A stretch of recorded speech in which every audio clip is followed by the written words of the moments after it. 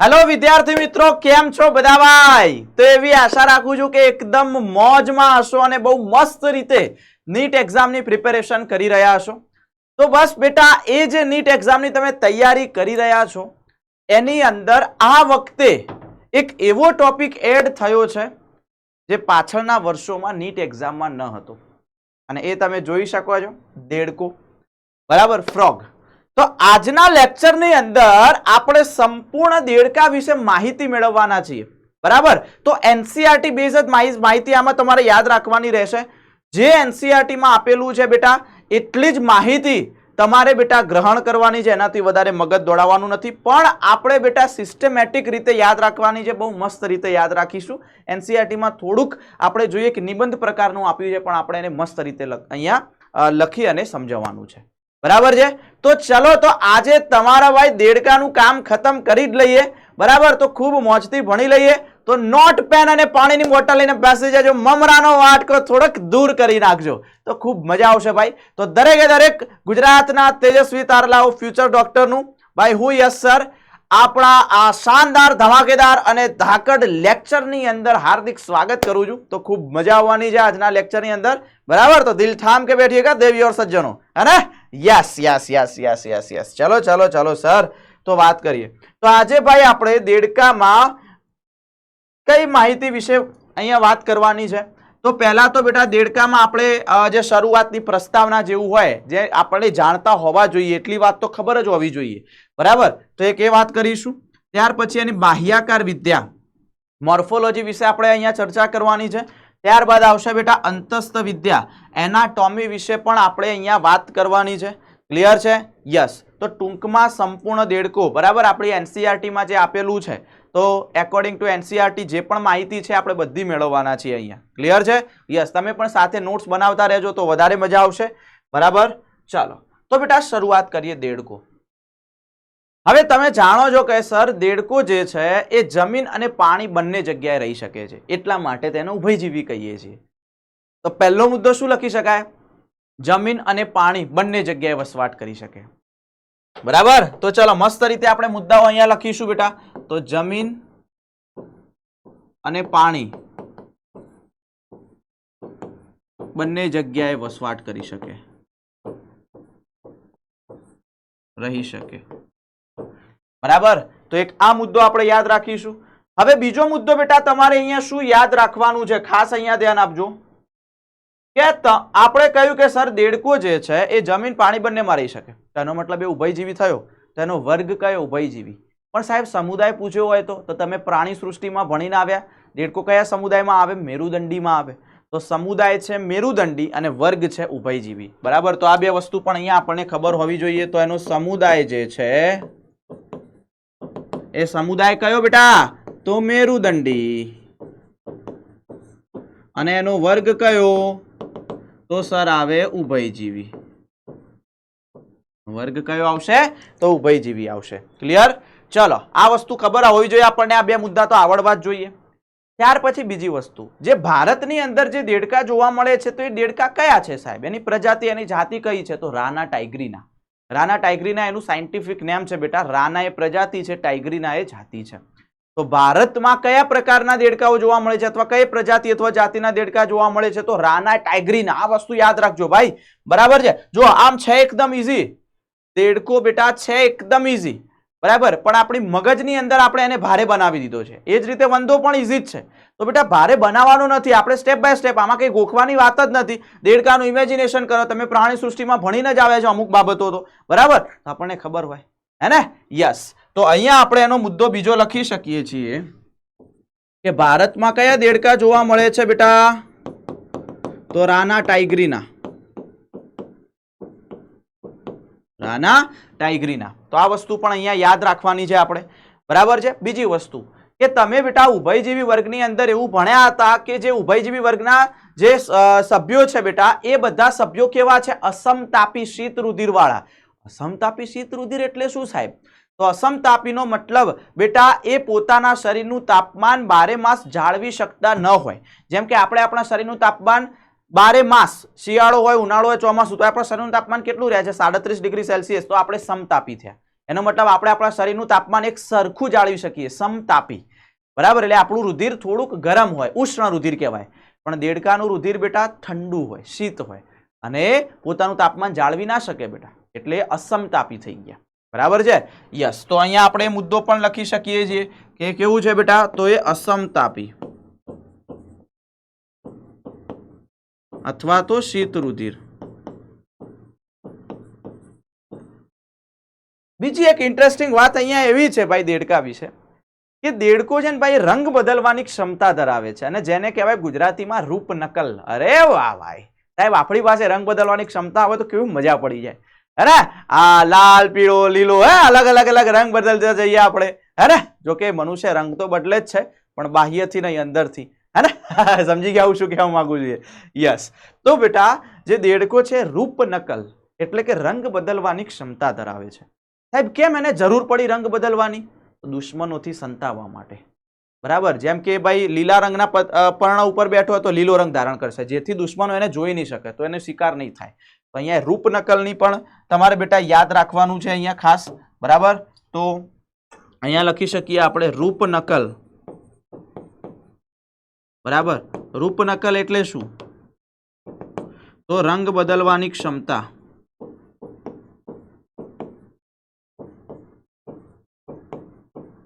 કેમ? તો દુશ્મનોથી સંતાવવા માટે.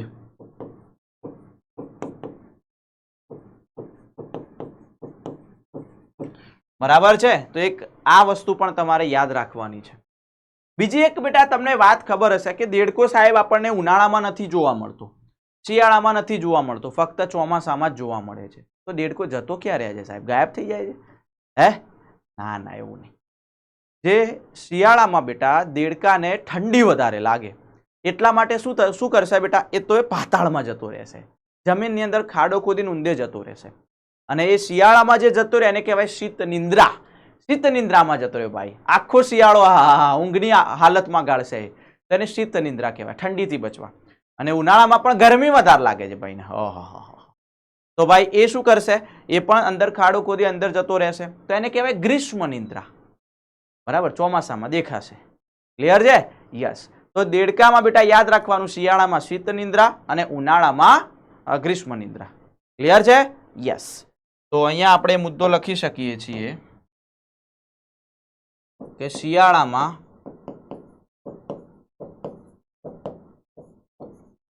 શીત નિંદ્રા અને ઉનાળામાં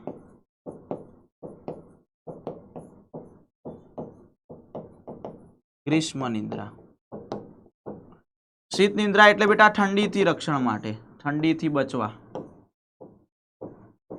અને ગ્રીષ્મ નિંદ્રા એટલે ગરમીથી બચવા.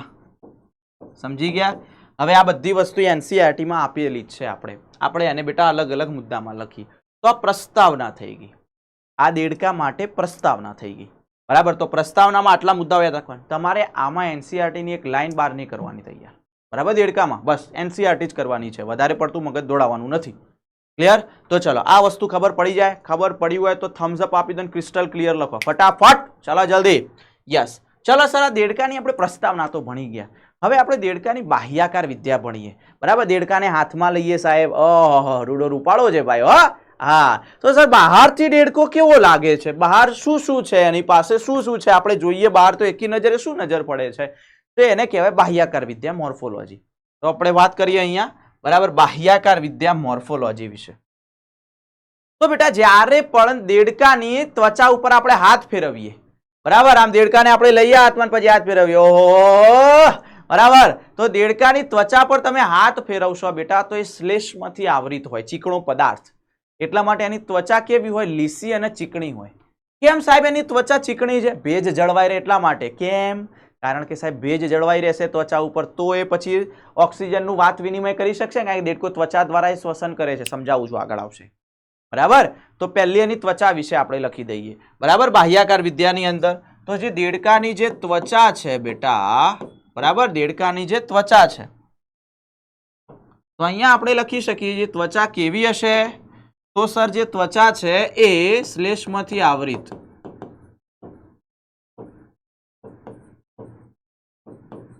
બરાબર, શ્લેષ્મથી આવૃત એટલે કે લીસી અને ચીકણી હશે.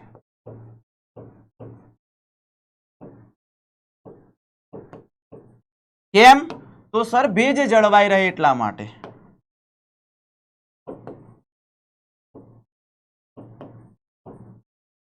એટલા માટે.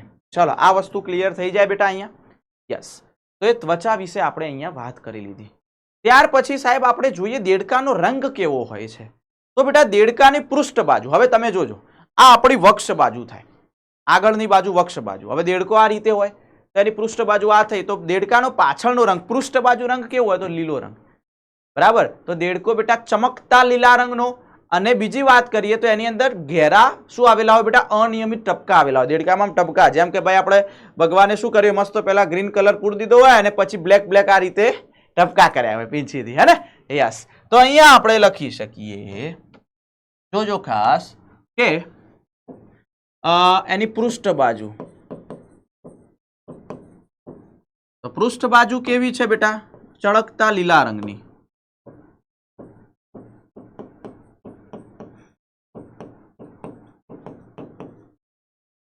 અને ઘેરા અનિયમિત ટપકા ધરાવે.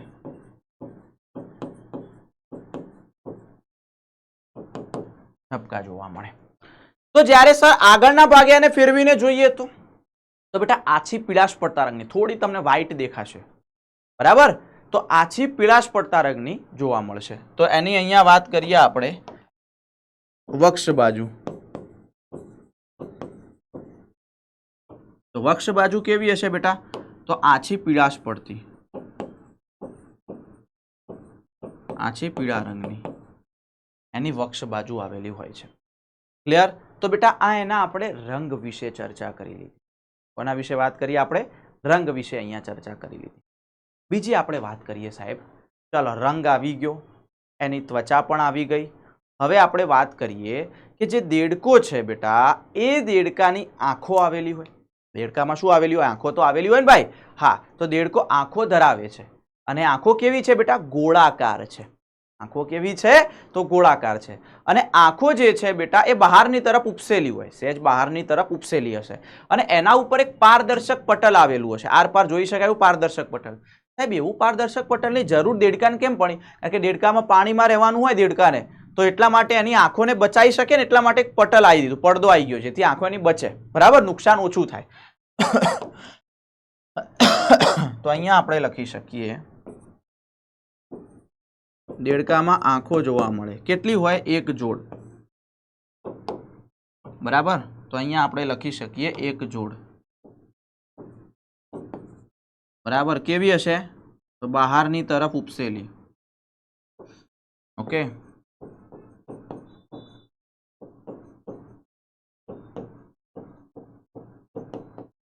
બહારની તરફ ઉપસેલી હશે.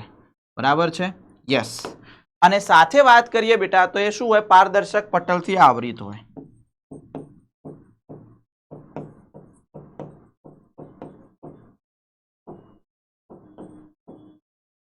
કેમ? તો પાણીમાં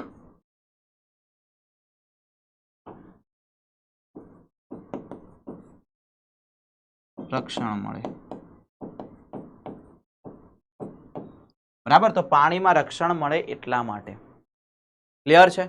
ચાલો આ વસ્તુ તો આપણને ખબર પડી જાય. તો સર ત્વચા વિશે વાત થઈ, રંગ વિશે વાત થઈ અને આંખો વિશે વાત થઈ.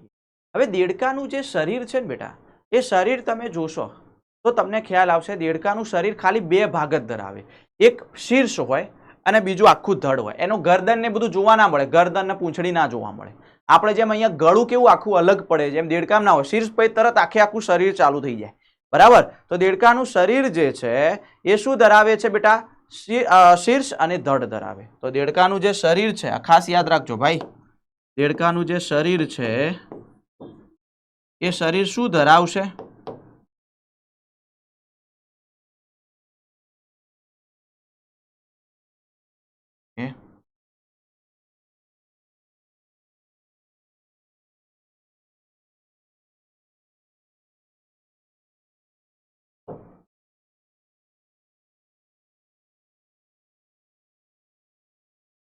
ચાલો, તો અહીંયા આપણે લખી શકીએ દેડકાનું શરીર એ કયામાં વિભાજિત હોય બેટા? બે ભાગ. એક આવશે શીર્ષ અને બીજું ધડ. એનો મતલબ એ કે ગરદન અને પૂંછડીનો અભાવ હોય, જોવા જ ના મળે. બરાબર? હા, તો અહીંયા આપણે પાછળ લખીએ એના વિશે. Okay, done. ચલો પાછળ લખીએ આપણે. તો આ જગ્યાએ લખીએ આપણે ગરદન અને પૂંછડીનો અભાવ હોય, અભાવ જોવા મળે. બરાબર? ચાલો, ત્યાર પછી બેટા હું વાત કરું તે દેડકાને એક જોડ નાસિકા છિદ્રો હોય, જેમ આપણે નાક હોય ને બે ભૂંગળા, હા એમ એને પણ એક જોડ નાસિકા છિદ્રો જોવા મળશે દેડકાને. આ વસ્તુ યાદ રાખજો ભાઈ. તો એક જોડ નાસિકા છિદ્રો જોવા મળે. છિદ્રો પણ જોવા મળે છે. બરાબર? ચાલો સર, એ વસ્તુ પણ અહીંયા વાત કરી લીધી. હવે આપણે આવીએ દેડકાના ઉપાંગો વિશે. તો દેડકાના ટોટલ 2 જોડ ઉપાંગો હોય, તો તમે જોયો દેડકાને કૂદતો જોયો જ હશે. બરાબર? તો એક 2 અગ્ર ઉપાંગો હોય, 2 પશ્વ ઉપાંગો હોય. તો દેડકાને બેટા 2 જોડ હોય. બરાબર? ટોટલ 4 હોય. એટલે તો અહીંયા વાત કરીએ આપણે ઉપાંગો. તો ઉપાંગોની અંદર આપણે લખી શકીએ અગ્ર અને પશ્વ હોય. અગ્ર અને પશ્વ ઉપાંગો હોય. હવે આ ઉપાંગોનું કામ શું હોય? તો ભાઈ ચાલવા માટે હોય. બરાબર? કૂદવા માટે, ખાડો ખોદવા માટે, ફરવા માટે, હે ને? યસ, એ જ કામ હોય. તો અહીંયા લખી શકીએ આપણે બેટા કૂદવા, ત્યાર પછી ફરવા અને ખાડો ખોદવા. બીજી અહીંયા બેટા એક ઇન્ટરેસ્ટિંગ વાત એ છે કે અગ્ર ઉપાંગ અને પશ્વ ઉપાંગમાં થોડોક ફરક છે. બંનેમાં થોડોક ફરક છે. શું ફરક છે સર? અગ્ર ઉપાંગમાં આગળના 2 ઉપાંગ છે એમાં બેટા 4 આંગળીઓ આવેલી હોય. આ બાજુ 4, આ બાજુ 4. તો અગ્ર ઉપાંગમાં 4 આંગળીઓ ધરાવે. તો અગ્ર ઉપાંગની અંદર લખવાની 4 આંગળીઓ.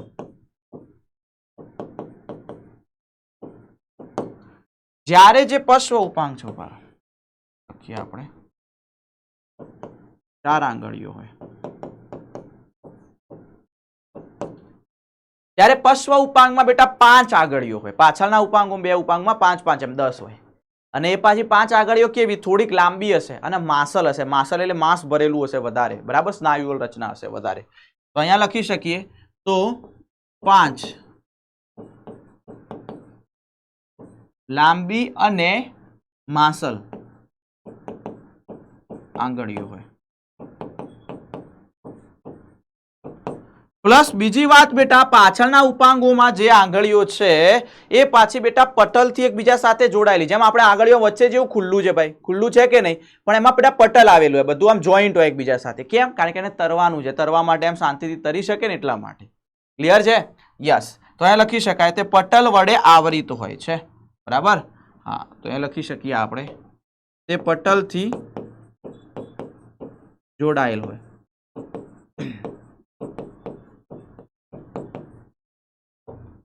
સરળતાથી તરી શકે એટલા માટે. બરાબર? હા,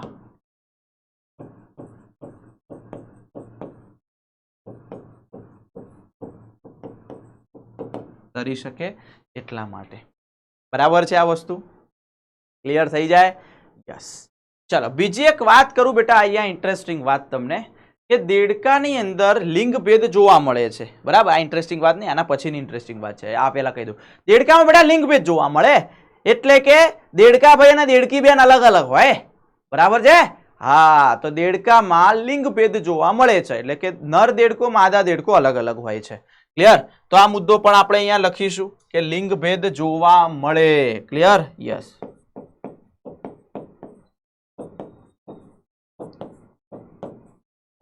હવે જે ઇન્ટરેસ્ટિંગ વાત કરું છું એ જોજો ભાઈ, ખાસ ધ્યાન આપજો કે નર દેડકામાં સ્વર પેટી આવેલી હોય જે અવાજ ઉત્પન્ન કરી શકે.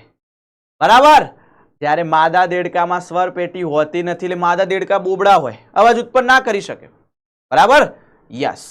તો ભાઈ અહીંયા તમે એક વસ્તુ વિચારો, તો એનો મતલબ સર જે આપણે ચોમાસામાં ડ્રાઉ ડ્રાઉ અવાજ સાંભળીએ છીએ કોનો છે? તો બધો નર દેડકાનો છે. તો સર કેમ ડ્રાઉ ડ્રાઉ બોલે છે? માદા દેડકાને આકર્ષિત કરવા માટે ભાઈ. બરાબર છે? યસ. તો નર દેડકામાં જ સ્વર પેટી આવેલી હોય જે અવાજ ઉત્પન્ન કરી શકે છે. બીજી એક ખાસિયત કે નર દેડકામાં બેટા આગળની જે અગ્ર ઉપાંગની જે પહેલી આંગળી છે ત્યાં મૈથુન ગાદી આવેલી હોય, ત્યારે માદા દેડકામાં ના હોય. તો નર અને માદા દેડકાના ઓળખવા કઈ રીતે ઓળખી શકીએ? એક તો સ્વર પેટીને આધારે અને એક મૈથુન ગાદીને આધારે. બરાબર? યસ. તો અહીંયા આપણે લખી શકીએ છીએ કે જે નર દેડકો છે એ નર દેડકામાં શું હોય બેટા? સ્વર પેટી ધરાવે. કૌંસમાં શું લખવાનું? તો અવાજ ઉત્પન્ન કરી શકે.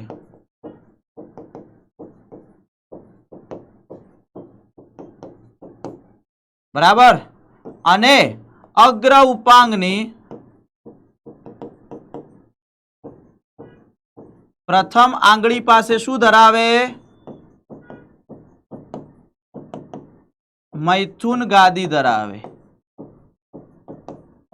બરાબર? અને આ બંનેનો માદા દેડકામાં શું હોય? તો અભાવ હોય. બરાબર? યસ. તો અહીંયા લખી શકીએ આપણે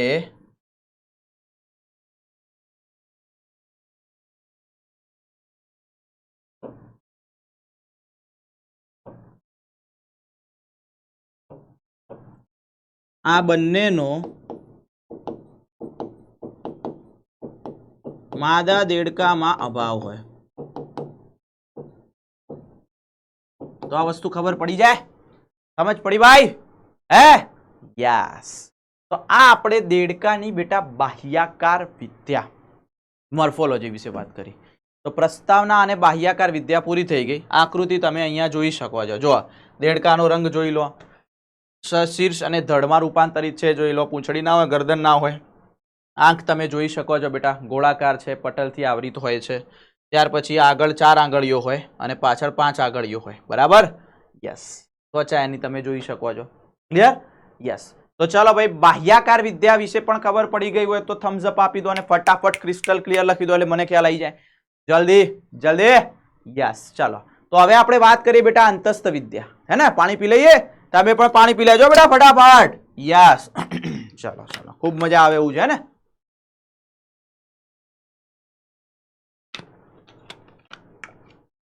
એકદમ ઈઝી છે યાર. કઈ છે એની સાહેબ, આમાં શું મોટી વાત છે? ચલો તો હવે આગળ વાત કરી જ લઈએ. તો હવે આવે છે અંતસ્થ વિદ્યા. અંતસ્થ વિદ્યા જેને આપણે એનાટોમી કહીએ છીએ. આપણે દેડકાને બહારથી જોઈ લીધો બધી રીતે. હવે આપણે દેડકાનું ભાઈ શું કરીશું? પોસ્ટમોર્ટમ કરીશું. બરાબર? તો દેડકાને અંદર જઈને જોઈશું તો એની અંદર અલગ અલગ તંત્રો જોવા મળે. એમાં પહેલું આપણે બેટા પાચન તંત્ર વિશે વાત કરીએ. પહેલી આપણે કોના વિશે વાત કરીએ? પાચન તંત્ર. તો ચલો અહીંયા હું પહેલી વાત કરું છું. ફર્સ્ટ વન ઇઝ પાચન તંત્ર, ડાયજેસ્ટિવ સિસ્ટમ. બેટા દેડકામાં પાચન તંત્ર 2 ભાગનું બનેલું છે. એક છે પાચન માર્ગ અને બીજું છે પાચક ગ્રંથિઓ. જો દેડકાનું પાચન તંત્ર અને મનુષ્યનું પાચન તંત્ર લગભગ મળતું આવે છે. બરાબર? લગભગ મળતું આવે છે. તો દેડકાનું પાચન તંત્રને આપણે 2 ભાગમાં વિભાજિત કરીએ ભાઈ, ડાયજેસ્ટિવ સિસ્ટમ. બરાબર?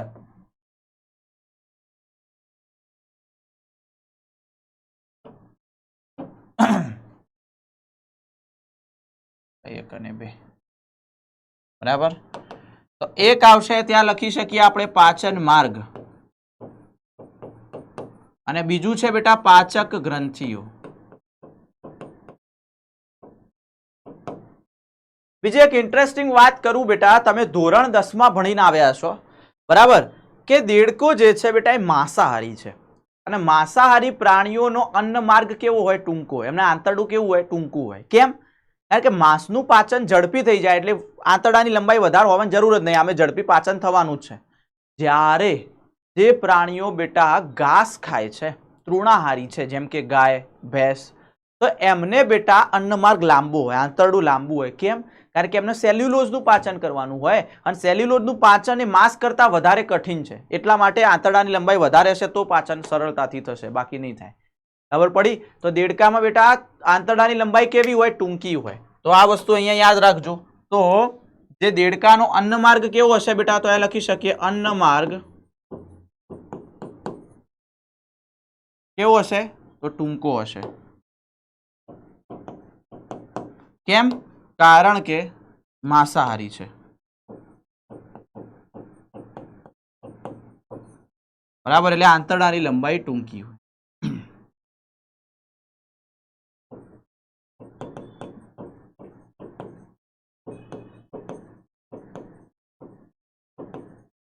ટૂંકી હોય. ક્લિયર છે? આવડે બેટા? આમાં કોઈ મોટી વાત હતી નહીં.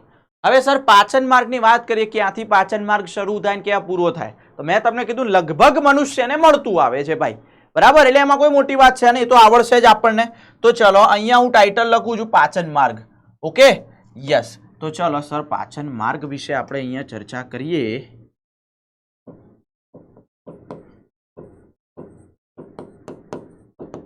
ચલો જોજો, ખાસ બહુ મજા આવશે બેટા.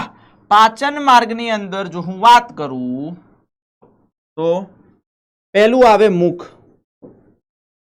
બરાબર, મુખ ક્યાં ખુલે? તો મુખ ગુહામાં. ક્યાં ખુલશે ભાઈ? તો મુખ ગુહામાં.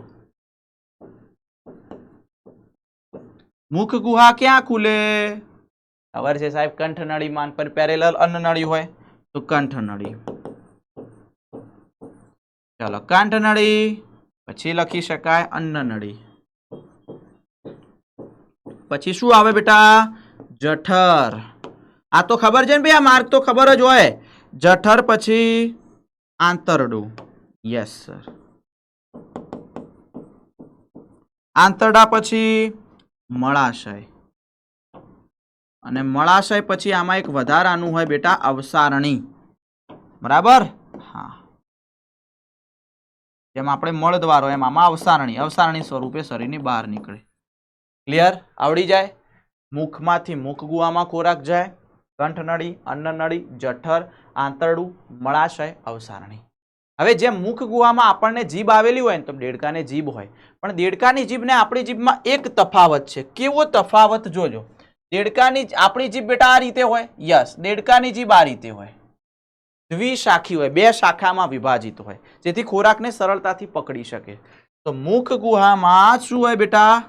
તો દ્વિશાખી જીભ આવેલી હોય. યાદ રાખજો, અહીંયા દ્વિશાખી જીભ. બરાબર, જે સરળતાથી ખોરાકને પકડી શકે. બરાબર, ખોરાકને પકડી શકે એટલા માટે આવી જીભ હશે. ચલો, આ વસ્તુ ક્લિયર. તો પાચન માર્ગ તો ઈઝી છે સાહેબ. હવે દેડકામાં કઈ પાચક ગ્રંથિઓ હોય, ગ્રંથિઓ વિશે આપણે વાત કરીએ. ચલો, તો દેડકામાં પાચક ગ્રંથિઓ વિશે આપણે અહીંયા ચર્ચા કરી લઈએ, હે ને? યસ. તો જો આપણે લખીએ અહીંયા પાચક ગ્રંથિઓ. બરાબર, તો દેડકામાં પાચક ગ્રંથિઓ વિશે અહીંયા હું લખું પાચક ગ્રંથિઓ. તો જોજો બેટા, અહીંયા આપણે બે વિશે અહીંયા ચર્ચા કરીશું પાચક ગ્રંથિમાં. એક છે યકૃત અને બીજું છે સ્વાદુપિંડ. બરાબર, હા, જે આપણા મનુષ્યમાં હોય બેટા એ રીતે જ છે, આમાં કંઈ જ નવું નથી. ક્લિયર? યસ. તો અહીંયા આપણે પહેલું લખી શકીએ, એક આવશે બેટા યકૃત અને સેકન્ડ વન ઇઝ સ્વાદુપિંડ. ક્લિયર?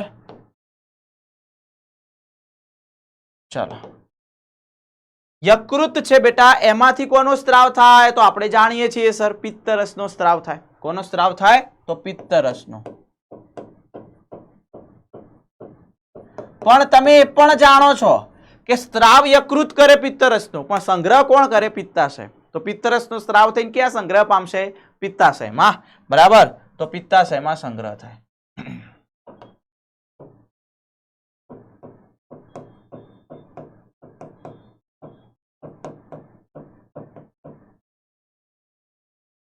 બરાબર, એ જ રીતે આપણે અહીંયા વાત કરીએ બેટા, સ્વાદુપિંડ છે. તો સ્વાદુપિંડમાંથી સ્વાદુરસનો સ્ત્રાવ થાય. અને સ્વાદુરસ શું ધરાવે બેટા? તો પાચન માટેના કેટલાક ઉત્સેચકો. બરાબર, હમણાં આગળ વાત કરીએ એના વિશે.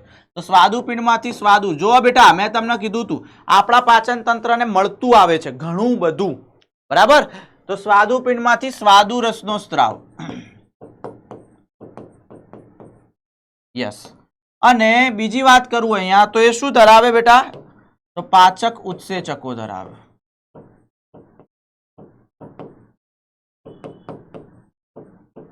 શું ધરાવશે બેટા? તો પાચક ઉત્સેચકો ધરાવે છે. ક્લિયર છે? યસ, પાચક ગ્રંથિઓ પૂરી થઈ ગઈ, પાચન માર્ગ પૂરો થઈ ગયો. સાહેબ હવે પાચનની ક્રિયા સમજાવો. બરાબર, જે આખું સર ડાયજેશન થતું હોય આખી પ્રક્રિયા સમજાવો અમને કે કઈ રીતે થાય, એમાં શું ઉમેરાશે, ક્યાં જશે ખોરાક, એ રીતે. હવે તમને એ તો ખબર છે કે મોઢામાં ખોરાક લીધો, મુખ ગુવામાં ગયો, કંઠનળી, આ બધા ખાલી વહન માર્ગ છે. મેઇન કાર્ય ચાલુ થાય જઠરથી. બરાબર, તો જઠરથી આપણે શરૂઆત કરીએ તો અહીંયા હું ટાઇટલ લખું છું પાચનની ક્રિયા. બરાબર, યસ, તો અહીંયા હું લખું છું પાચનની ક્રિયા. બરાબર, ક્લિયર છે? ચલો, તો આપણે અહીંયા લખી શકીએ પાચનની ક્રિયામાં. તો પહેલા તો વાત કરું બેટા, જે જઠર છે, ખોરાક જઠરમાં આવ્યો તો જઠરમાં શું ઉમેરાશે? એક તો HCl હશે, બરાબર, અને બીજો જઠર રસ આપણે કહીએ. HCl ને જઠર રસ, પેપ્સી ને સ્લેશ મને બધું કહો છો એ. તો આની અંદર બેટા શું આવશે? તો એક તો HCl અને જઠર રસ ઉમેરાશે. હવે બેટા ખોરાક જઠરમાં આવે ને એમાં HCl ને જઠર રસ ઉમેરાય ત્યારે પછી એ ખોરાકને શું કહેવાય? તો એ ખોરાકને કહેવાય બેટા અર્ધપાચિત ખોરાક, અને એનું નામ આપેલું છે આમપાક. બરાબર, એને શું કહેવાય? આમપાક અથવા જઠરપાક. ક્લિયર? જઠરમાં ખોરાકમાં શું ઉમેરાયું? HCl જઠર રસ ઉમેરાયું એટલે અર્ધપાચિત ખોરાક છે, જો પૂરેપૂરું પાચન નહીં થયું તો એને કયો ખોરાક કહેવાશે બેટા? આમપાક કહેવાય. બરાબર, યસ. તો આ જે અર્ધપાચિત ખોરાક છે,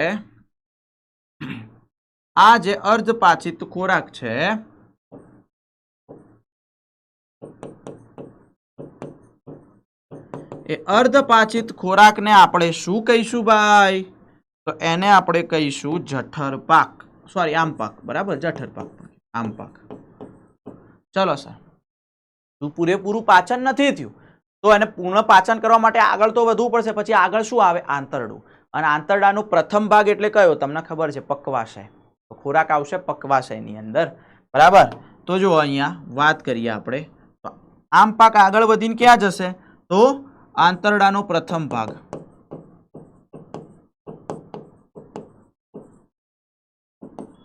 કયો? તો અહીંયા આપણે લખી શકીએ બેટા પક્વાશય.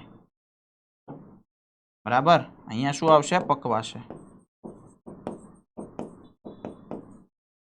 હવે જોજો બેટા, અહીંયા ખાસ સમજવાનું છે કે પક્વાશયની અંદર બે સ્ત્રાવ ભેગા થાય છે. કયા બે સ્ત્રાવ? તો એક યકૃતનો સ્વાદુપિંડ વાળો, પિત્તરસનો સ્ત્રાવ થયો તો પિત્તાશયમાં સંગ્રહ પામ્યો તો પિત્તરસ, તો પિત્તરસને ખાલી શું મૂકી રાખવાનો છે, બાફવાનો છે? ના ભાઈ, તો એ પિત્તાશયમાંથી પિત્તરસ આવશે અને સ્વાદુપિંડમાંથી સ્વાદુરસ આવશે. આ બંને ક્યાં આવશે? પક્વાશયમાં. પણ કોના મારફતે? સામાન્ય પિત્ત નળી મારફતે. જો પિત્તાશયમાંથી પિત્તરસ આવ્યો, સ્વાદુપિંડમાંથી સ્વાદુરસ આવ્યો, આ બંને એક ભેગા થયા એક નળીમાં. એ નળીને શું કહેવાય? સામાન્ય પિત્ત નળી. અને સામાન્ય પિત્ત નળીમાં થઈને પછી પક્વાશયમાં આવે. બરાબર, યસ. તો અહીંયા આપણે જોઈ શકીએ છીએ, જોજો, એક બાજુ લખું છું અહીંયા બેટા સ્વાદુપિંડ. બરાબર, અને એક બાજુ અહીંયા હું લખું છું બેટા પિત્તાશય. સ્વાદુપિંડમાંથી શું આવ્યો? સ્વાદુરસ.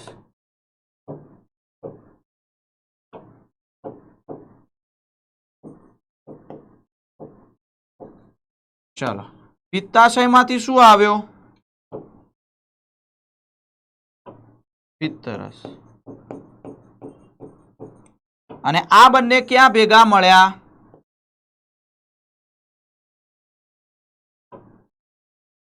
તો અહીંયા આપણે લખી શકીએ બેટા સામાન્ય પિત્ત નળી.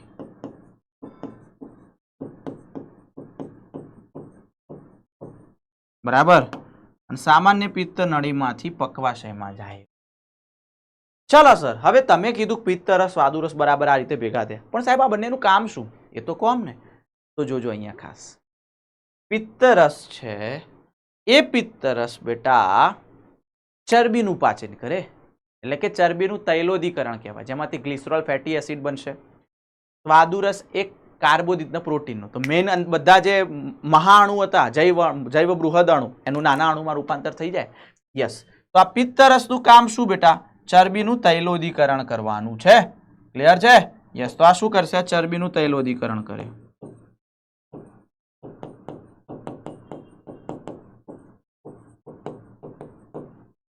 જ્યારે સ્વાદુરસ શું કરશે બેટા? તો અહીંયા આપણે લખી શકીએ કાર્બોદિત અને પ્રોટીનનું પાચન. ક્લિયર છે? હવે આ રીતે ભાઈ સંપૂર્ણ પાચિત ખોરાક આગળ વધશે. બરાબર? યસ.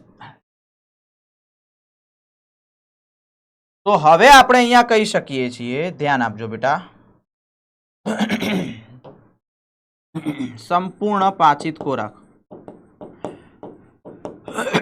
સંપૂર્ણ પાચિત ખોરાક. ચલો અહીંયા પાચન થઈ ગયું. ક્યાં જશે બેટા? તો હવે આંતરડાના રસાંકુરો દ્વારા શોષાય. જે જેની હજુ જરૂર છે બધું શોષી તો લેશે ને શરીર, એમને થોડો આગળ જવા દેશે. તો આંતરડાના રસાંકુરો દ્વારા શોષાય. તો અહીંયા લખી શકીએ આંતરડાના સૂક્ષ્મ રસાંકુરો દ્વારા. હવે રસાંકુરો શું છે મારે સમજાવવાની જરૂર ખરી ભાઈ? આવડે જ ને? યસ. સૂક્ષ્મ રસાંકુરો દ્વારા શોષાય.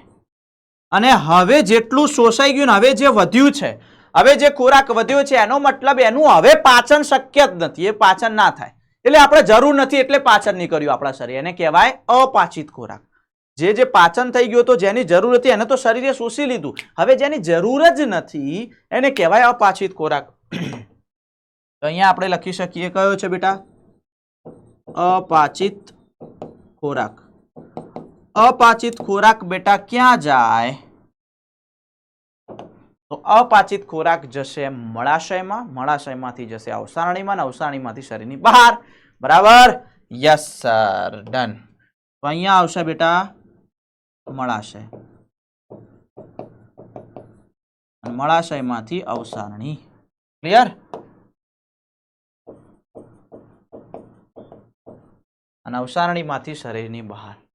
તો જુઓ, જેટલું મેં ઈઝી બનતું હતું એટલું મેં ઈઝી સમજાયું. બુકની અંદર આખો એક ફકરો આપ્યો છે. આપણે બેટા આને એક અલગ રીતે જોયું, બહુ મસ્ત રીતે જોઈ ગયું. ક્લિયર? તો આ પાચન માર્ગ, સોરી પાચન તંત્ર પૂરું થઈ ગયું આખું. ચાલો, આવડી જાય. આમાં કઈ મોટી વસ્તુ હતી બેટા? નહીં સર, સહેલું જ હતું. તો ચલો, આ ખબર પડી ગઈ તો ફટાફટ થમ્સ અપ આપી દો, ક્રિસ્ટલ ક્લિયર લખી દો, જલ્દી જલ્દી જલ્દી. Yes, very good very good very good. ચાલો ભાઈ, સમજ પડી ગઈ છે. હવે જોજો બેટા, હવે ખાસ આગળ જોઈએ. પાચન તંત્ર સાહેબ પૂરું. હવે આપણે ભણીએ શ્વસન તંત્ર. એનાટોમીની અંદર, અંતસ્થ વિદ્યાની અંદર હવે શ્વસન તંત્ર ભણીએ. તો ચલો, એક પૂરું થઈ ગયું આપણું પાચન તંત્ર. 1 નંબર પૂરો થઈ ગયો. બરાબર? તમે અહીંયા જોઈ શકો છો પાચન તંત્ર આપેલું છે આપણને. બરાબર? હા, ક્લિયર છે? જો અન્નનળી છે, યકૃત છે, જઠર છે, આંતરડું છે, મળાશય છે, અવસારણી છે. આ બધું હજુ બાકી છે. આ ઉત્સર્જન તંત્રમાં આવશે, મૂત્રવાહિની, મૂત્રાશય ને બધું. બરાબર છે? આ જે ફેફસાની છે હવે શ્વસન તંત્રમાં ભણીએ આપણે, આવી જશે. ક્લિયર? આ પિત્તાશય છે, જુઓ. બરાબર? Yes sir. હવે આવે છે સેકન્ડ વન ઇઝ શ્વસન તંત્ર.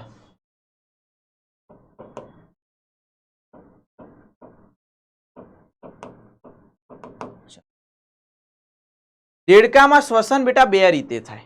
બરાબર? એક છે ત્વચીય શ્વસન અને બીજું છે ફુફ્ફુસીય શ્વસન. બંને વિશે આપણે ડિટેલમાં વાત કરીએ ભાઈ. બરાબર? ગભરાશો નહીં ભાઈ, એકદમ ઈઝી છો ભાઈ, એકદમ ઈઝી. મજા આવે એવું છે આમ. હા સર, ઘૂઘરા જેવું ક્લિયર થઈ જશે, હે ને? Yes sir. ઓકે,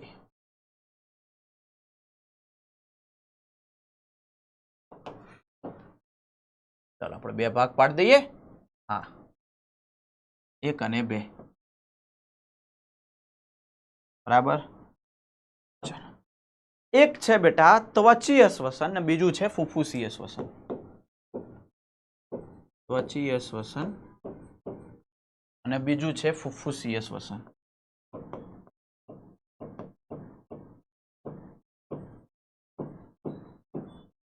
બરાબર? ત્વચીયનો મતલબ ત્વચા દ્વારા થાય, ફુફ્ફુસીયનો મતલબ ફેફસા દ્વારા થાય. ઈઝી ભાઈ. બરાબર? તો ત્વચીય શ્વસનમાં લખી શકીએ ત્વચા દ્વારા. બરાબર છે? Yes sir. તો ત્વચા દ્વારા થાય.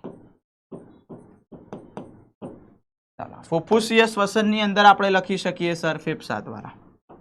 બરાબર? Yes sir. ક્લિયર છે? બરાબર છે? યસ. હવે જે ત્વચા દ્વારા શ્વસન થાય છે, તો સર દેડકો ક્યારે ત્વચાનો ઉપયોગ કરશે શ્વસન માટે? તો જ્યારે દેડકો પાણીમાં હોય ત્યારે ત્વચા દ્વારા શ્વસન કરે, બરાબર. તો સર ફેફસા દ્વારા ક્યારે ઉપયોગ કરશે? તો દેડકો જ્યારે જમીન પર હોય ત્યારે ફેફસા, જેમ આપણે છીએ તેમ, બરાબર. તો આ વસ્તુ યાદ રાખવાની, બંનેમાં ફરક આટલો છે કે ત્વચા દ્વારા શ્વસનની અંદર આપણે અહીંયા લખી શકીએ છીએ. શું લખી શકાય બેટા? તો ત્વચા દ્વારા શ્વસન ક્યારે? તો પાણીમાં હોય ત્યારે.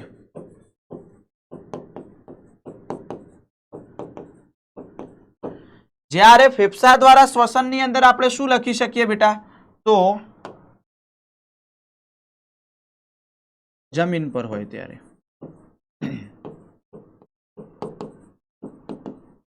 તમારા મગજમાં પ્રશ્ન થાય, સર હવે પાણીની અંદર કેવી રીતે શ્વસન કરશે? તો બેટા ઓગળેલું ઓક્સિજન, પાણીમાં ઓગળેલા ઓક્સિજનનું વાત વિનિમય કરે, હે ને, જેમ મત્સ્ય માછલીઓને બધા જેમ કરે છે એમ. તો અહીંયા બેટા તે પાણીમાં હોય ત્યારે ઓગળેલા ઓક્સિજન દ્વારા વાત વિનિમય કરે, બરાબર. યસ, તો અહીંયા લખી શકાય પાણીમાં ઓગળેલ O2 દ્વારા વાત વિનિમય કરે, બરાબર છે. બીજી વાત અહીંયા યાદ રાખજો ખાસ કે જ્યારે દેડકો ગ્રીષ્મ નિંદ્રા અને શીત નિંદ્રામાં હોય ત્યારે પણ ત્વચીય શ્વસન જ કરે. કારણ કે બેટા ત્યારે શું હોય, ઊંડો ખાડો ખોદી નીચે જતો રહ્યો હોય. હવે ત્યારે તો બેટા એને એમનેમ શ્વાસ લેવો મુશ્કેલ પડી જાય, નાક દ્વારા, બરાબર, મુખ ગુહા દ્વારા, ફેફસા દ્વારા તકલીફ પડી જાય. એટલા માટે શું કરે, આજુબાજુમાં જે નાના નાના છિદ્રોમાં, જે ખાડામાં નાના નાના છિદ્રોમાં ઓક્સિજન હશે ત્વચા દ્વારા ગ્રહણ કરશે. તો યાદ રાખવાનું કે ભાઈ ત્વચીય શ્વસન એક તો પાણીમાં હોય ત્યારે અને ગ્રીષ્મ નિંદ્રા શીત નિંદ્રામાં હોય ત્યારે, તો ત્વચીય શ્વસન ત્યારે થાય, બરાબર. તો અહીંયા આપણે મુદ્દો યાદ રાખવાનો, ત્વચીય શ્વસન તો ગ્રીષ્મ નિંદ્રા અને શીત નિંદ્રા માં પણ કયું શ્વસન? ત્વચીય શ્વસન થાય. ક્લિયર છે આ વસ્તુ? Yes sir. ચાલો હવે બેટા ફુફ્ફુસીય શ્વસનની વાત કરી, તેમાં ફેફસાની વાત આવે તો થોડીક ફેફસા વિશે આપણે માહિતી મેળવી લઈએ. તો પહેલા તો એક જોડ ફેફસા હોય એમાં, પ્લસ બીજી વસ્તુ બેટા ફેફસા જે છે બેટા એ એક જોડ હશે અને ગુલાબી રંગની થેલી જેવી રચના છે, પાછા અંડાકાર ટાઈપ હોય છે, બરાબર. અને ઉદરના ઉપરના ભાગ એટલે ઉરસવાળા ભાગમાં આવેલો, જો કે ઉરસ તો એનું અલગ ના પડે પણ ઉદરનો ઉપરનો ભાગ એટલે આપણે એવું કહી શકીએ, બરાબર છે. તો ફેફસા કેવા હશે? તો અહીંયા આપણે લખી શકીએ બેટા કે એક જોડ ગુલાબી રંગની થેલી જેવી રચના ધરાવતા ઉદર ગુહાની ઉપરની બાજુએ આવેલ ફેફસા હોય છે. હવે ભાઈ ફેફસા દ્વારા શ્વસન કેવી રીતે? જેમ આપણામાં થાય એમ. શું થાય? નાસિકા છિદ્રમાં હવા અંદર આવે, મુખ ગુહામાં જાય, ફેફસામાં જાય, વાત પૂરી. આ રીતે શ્વસન થાય, બરાબર. તો એની અંદર શ્વસનની આપણે અંદર વાત કરીએ તો કેવી રીતે બતાવી શકીએ બેટા આપણે? તો અહીંયા લખી શકાય જે હવા છે એ હવા ક્યાં જશે? તો નાસિકા છિદ્રો. ચલો નાસિકા છિદ્રોમાંથી ક્યાં આવે? તો ભાઈ મુખ ગુહા. મુખ ગુહામાંથી ક્યાં આવે? તો ફેફસામાં. આ રીતે શ્વસન થાય. આમાં શું મોટી વાત છે? ક્લિયર? ડન છે બેટા? આવડી જાય? યસ. ચલો સર, આ વસ્તુ ખ્યાલ આવી ગયો. તો ત્વચીય અને ફુફ્ફુસીય શ્વસન ખબર પડી જાય. બીજી વસ્તુ બેટા એક નોંધ સ્વરૂપે લખજો, પૂછાયેલો ક્વેશ્ચન છે કે દેડકો બેટા જમીન પર હોય ત્યારે મુખ ગુહા દ્વારા શ્વસન કરી શકે, ત્વચા દ્વારા એ શ્વસન કરી શકે અને ફેફસા દ્વારા એ શ્વસન કરી શકે. ત્રણે ત્રણ વસ્તુ યાદ રાખજો આ નોંધ સ્વરૂપે, બરાબર છે? યસ. તો ભાઈ અહીંયા હું લખું છું નોંધ. તો નોંધમાં આપણે લખી શકીએ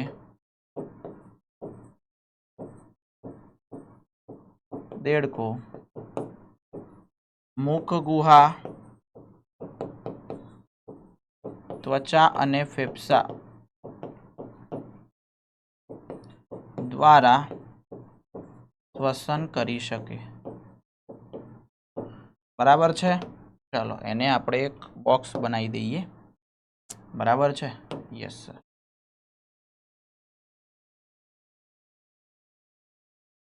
ક્લિયર હે ને? ચાલો, તો આ વસ્તુ પણ આવડી જાય તો શ્વસન તંત્ર વિશે પણ તમને આવડી ગયું હશે, એમાં પણ કોઈ મોટી વાત હતી નહીં. ક્લિયર છે?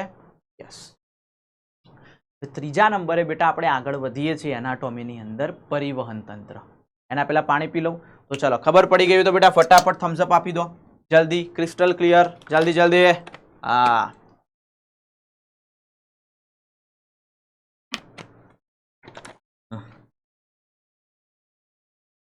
ચાલો.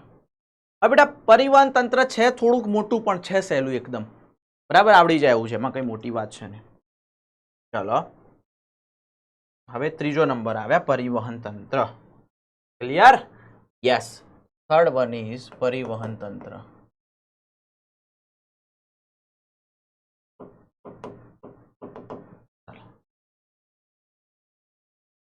તમને ખ્યાલ છે દેડકો છે બેટા, તો દેડકામાં, દેડકો એટલે મેરુદંડી સમુદાય, મેરુદંડી સમુદાયની અંદર પરિવહન તંત્ર કેવું હોય?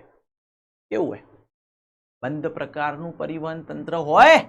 પરિવહન તંત્રને રુધિરાભિસરણ તંત્ર પણ કહે છે, તો ખ્યાલ છે ને ભાઈ? યસ.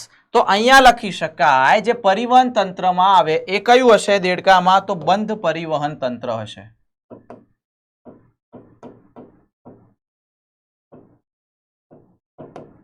બંધ પરિવહન તંત્ર. અને આ જે દેડકો છે એ બંધ પરિવહન તંત્ર ધરાવે તો બેટા એની અંદર બે પ્રકારના તંત્રો હોય પાછા, બરાબર? એની અંદર બે પ્રકારના તંત્રો જોવા મળે છે દેડકાના પરિવહન તંત્રમાં. જોજો બેટા ખાસ, એને પણ આપણે ફ્લોચાર્ટ દ્વારા જ દર્શાવીએ અહીંયા, બરાબર? યસ. તો જુઓ,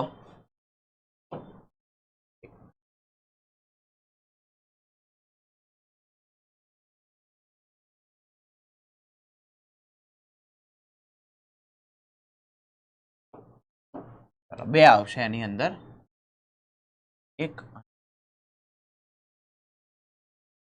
બરાબર? ચલો,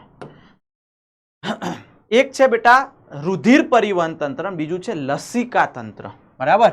હા, એક આવશે રુધિર પરિવહન તંત્ર અને બીજું છે લસિકા તંત્ર. જેમ આપણી અંદર હોય એ રીતે જ છે. જો ભાઈ, હા, જો લગભગ દેડકાનું આપણે મળતું જ આવે છે, ઘણું બધું મળતું આવે છે. રુધિર પરિવહન તંત્ર અને લસિકા તંત્ર. Okay, done.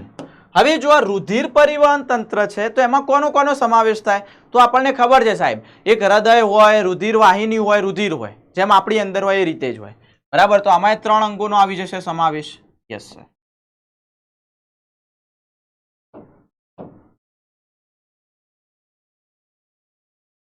એક, બે અને 3, બરાબર?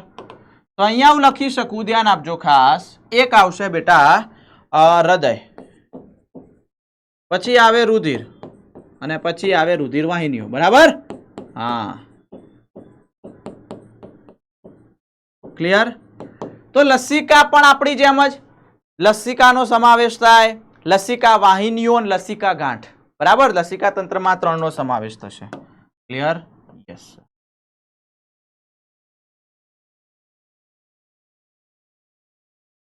ઓકે,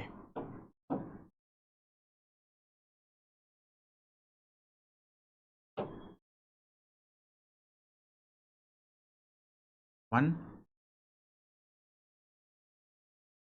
2 and 3, બરાબર? તો જોઈ શકીએ આપણે અહીંયા, એક આવશે લસિકા, પછી આવશે લસિકા વાહિનીઓ અને પછી આવશે લસિકા ગાંઠ, બરાબર? યસ. તો આ રીતે એમાં પણ 3 નો સમાવેશ, આમાં પણ 3 નો સમાવેશ થતો હોય છે. હવે આપણે વાત કરીએ બેટા પહેલા હૃદય વિશે. તો દેડકામાં હૃદય એક માસલ રચના છે, બરાબર? જેમ માસલ આપણી અંદર છે એ રીતે જેની રચના છે, દેડકામાં માસલ રચના છે અને દેહ ગુહાની ઉપરની બાજુએ આવેલી છે, એટલે કે ઉદરની ઉપરની બાજુએ જ આવેલી હોય, ઉરસવાળા ભાગમાં. તો અહીંયા આપણે પહેલું લખીએ છીએ બેટા હૃદય. જે હૃદય છે એ હૃદય કેવી રચના છે? તો અહીંયા આપણે લખી શકીએ સર કે જે હૃદય છે એ હૃદય માસલ રચના પ્લસ બીજું બેટા દેહ ગુહાની ઉપરની બાજુએ આવેલી હોય. હા સર, વસ્તુ સાચી છે.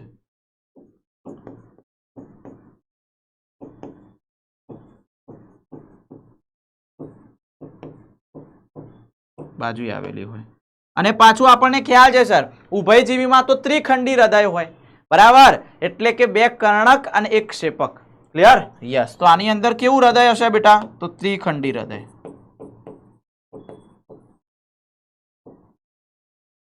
તો અહીંયા આપણે એ વિશે પણ લખી દઈએ. ઓકે.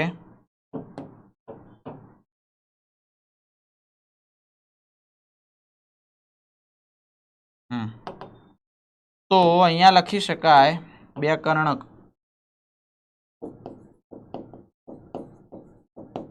અને એક ક્ષેપક એટલે ત્રિખંડી.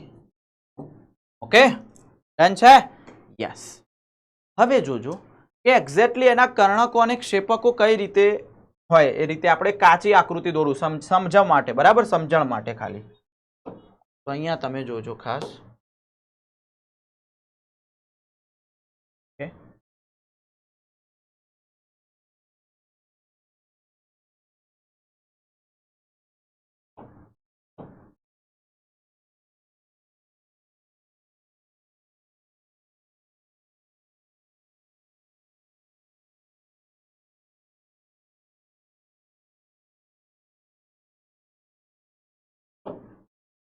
જોજો બેટા અહીંયા. Okay, done.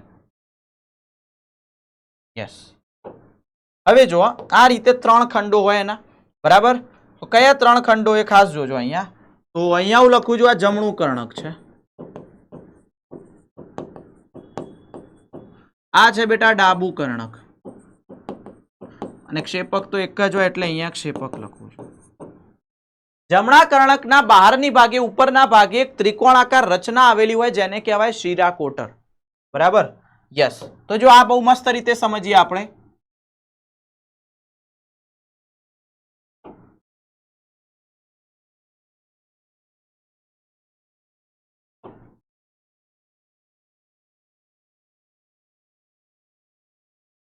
ચાલો, આ જે રચના છે એને આપણે કહીશું બેટા શિરા કોટર. બરાબર? અને જે શિરા કોટર છે એ શિરા કોટરની અંદર આપણે વાત કરીએ બેટા તો રુધિર ક્યાંથી આવે? મહાશિરામાંથી રુધિર આવતું છે. બરાબર? ક્યાંથી રુધિર આવશે બેટા? તો મહાશિરામાંથી રુધિર આવે. મહાશિરામાંથી પછી એ રુધિર ક્યાં જાય? તો સર જાય અહીંયા. બરાબર? ક્લિયર? તો મહાશિરામાંથી અહીંયા આવશે. મહાશિરામાંથી શિરાકોટરમાં રુધિર આવે, શિરાકોટરમાંથી જમણા કર્ણકમાં. તમને યાદ છે બેટા જમણા ભાગની અંદર ઓક્સિજન વિહીન રુધિર હોય. તો અહીંયા કેવું રુધિર હશે? કેવું? O2 વિહીન હશે. બરાબર? કેવું હશે આ? O2 વિહીન રુધિર હોય. જ્યારે ડાબા ભાગમાં ફેફસામાંથી રુધિર આવે તો O2 યુક્ત હોય. Yes sir. તો અહીંયા હું વાત કરું બેટા ડાબા કર્ણકની અંદર કોના મારફતે આવશે? તો ફેફસા મારફતે આવશે. ચાલો, હવે બીજી વસ્તુ કે આ બંને રુધિર બેટા ભેગા મળી જાય અહીંયા, એટલા માટે અહીંયા આપણે લખી શકીએ મિશ્ર રુધિર હોય. બરાબર? અને પછી ભાઈ શરીરના અંગોની અંદર જતું હોય ધમનીઓ મારફતે. તો આ વસ્તુ તમને યાદ રહી જાય જે કહેવા માંગુ છું. ક્લિયર? તો આવું એક લખાણ આપેલું છે, આપણે એની આકૃતિ દોરીને સમજ્યા એને. બરાબર છે? યસ સર, આ તો આવડી જાય આપણને. બીજી એક વસ્તુ બેટા ખાસ સમજજો અહીંયા તમે.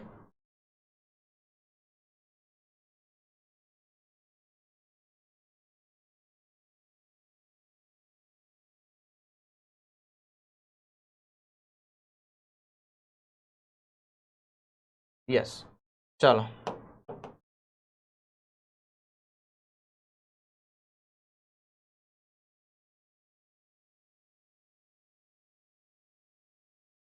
ચાલો બેટા હવે આ બાજુ ધ્યાન આપજો. જો જેમ તમે ભણી ગયા હતા બેટા યકૃત નિવાહિકા શિરા વિશે આપણા શરીરમાં, એમ આમાં પણ હોય, પણ આમાં એક વધારાની હોય. શિરા ભેગી મળે, શિરા સાથે યકૃત અને આંતરડું બંનેનું મિશ્રણ થાય છે. યકૃત અને આંતરડું શિરા સાથે મળે તો એને કહેવાય યકૃત નિવાહિકા તંત્ર. એ દેડકામાં આવેલું હોય. બરાબર? યસ. તો અહીંયા યાદ રાખજો બેટા, શિરા પ્લસ યકૃત અને આંતરડું. બરાબર? તો એ બંને ભેગા મળે ત્યારે શું બનાવશે? યકૃત નિવાહિકા તંત્ર. ઓકે?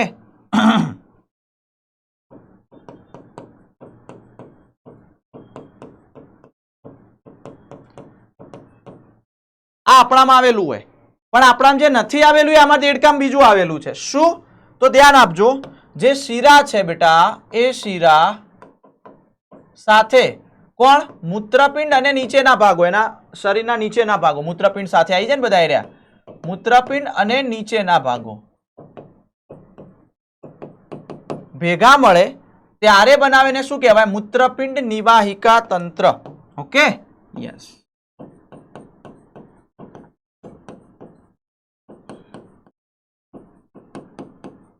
તંત્ર બનાવશે. ક્લિયર છે આ વસ્તુ?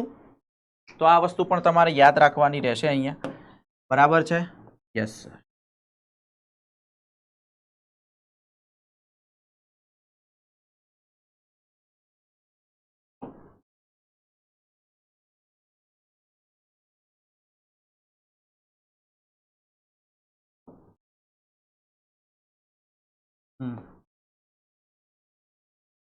ચાલો સર, આ વસ્તુ તો ખ્યાલ આવી ગયો અમને. હા, હવે બીજી વસ્તુ બેટા, બીજી વસ્તુ, જે રુધિર છે એ રુધિર આપણા જેવું જ હોય. એમાં આરબીસી, ડબ્લ્યુબીસી અને રુધિર કણિકાઓ જોવા મળે. ખાલી એક જ ફરક છે, યાદ રાખજો. કયો? આપણા રક્તકણો કોષ કેન્દ્ર વિહીન હોય, પણ દેડકાના રક્તકણો કોષ કેન્દ્ર યુક્ત હોય. આ વસ્તુ યાદ રાખજો ભાઈ, ભૂલ ના થાય. ક્લિયર છે? યસ. તો અહીંયા જે રુધિરની આપણે અહીંયા ચર્ચા કરીએ દેડકાના, તો રુધિર બેટા 3 ભાગમાં વિભાજિત થાય. તમે માનો છો? હા સર, માનીએ છીએ.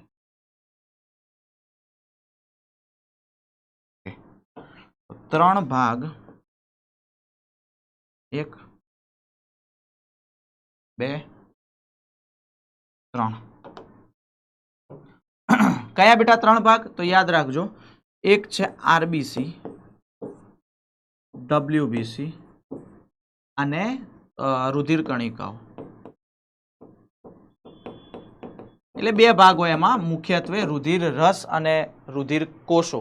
એમાં રુધિર કોષોમાં ભાગ કહું છું. એમાં જે બેટા આરબીસી છે, આરબીસી શું ધરાવે? તો આરબીસી પહેલા લખી દેવાનું તમારે. તો એ કેવા હશે ભાઈ? તો કોષ કેન્દ્ર યુક્ત હોય.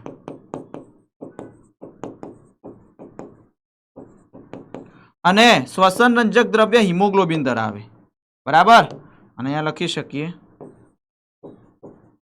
જેમ આપણી અંદર પણ હોય શ્વસન રંજક દ્રવ્ય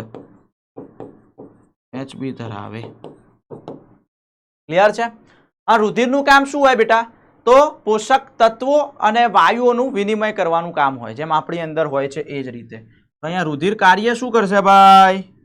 તો અહીંયા લખી શકીએ સર, વાયુઓ અને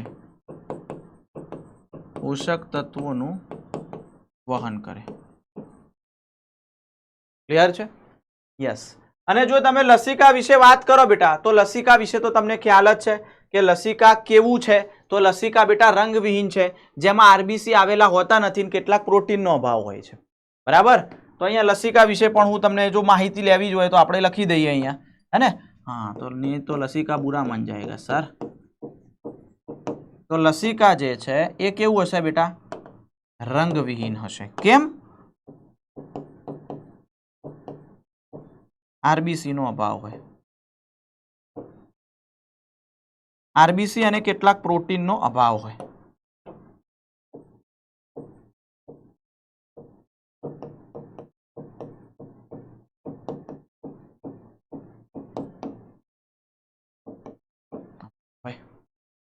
બરાબર? આવડી જાય? Yes sir. તો ચલો આ આપણે પરિવહન તંત્ર વિશે માહિતી એકત્રિત કરી. હતું ને સહેલું ભાઈ? આમાં કંઈ હતું ભાઈ? કંઈ જ નથી યાર. ચલો સમજ પડી હોય તો ફટાફટ થમ્સ અપ અને ક્રિસ્ટલ ક્લિયર લખો જલ્દી જલ્દી. અને યસ, ચાલો આ વસ્તુ ખ્યાલ આવી ગયો છે. હવે આપણે ચોથા નંબરે આગળ વધીએ બેટા. ઉત્સર્જન તંત્ર. એના પહેલા પાણી પી લો, તમે પણ પાણી પી લો. બરાબર છે? યસ, ચાલો જલ્દી.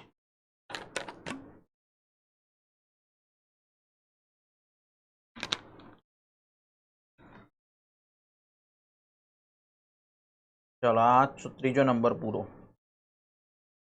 હવે ચોથો નંબર આવે છે ઉત્સર્જન તંત્ર. બરાબર છે ને? યસ. તો ચોથા નંબરે આવશે અહીંયા એક્સક્રેટરી સિસ્ટમ, ઉત્સર્જન તંત્ર. બરાબર. હવે તમે જોજો અહીંયા જે ઉત્સર્જન તંત્ર છે એમાં બેટા 4 ભાગનો સમાવેશ થાય, 4 અંગોનો. બરાબર. તો અહીંયા આપણે પહેલા એને 4 ભાગમાં વિભાજિત કરી લઈએ. ઉત્સર્જન તંત્રની અંદર આપણે વાત કરી.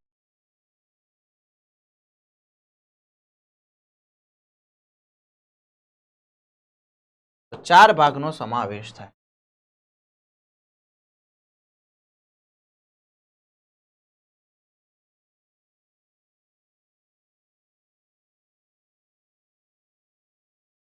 Okay, yes. પહેલું આવશે બેટા મૂત્રપિંડ, જે એક જોડ હોય, જેમ આપણી અંદર હોય એ રીતે. તો એક જોડ મૂત્રપિંડ.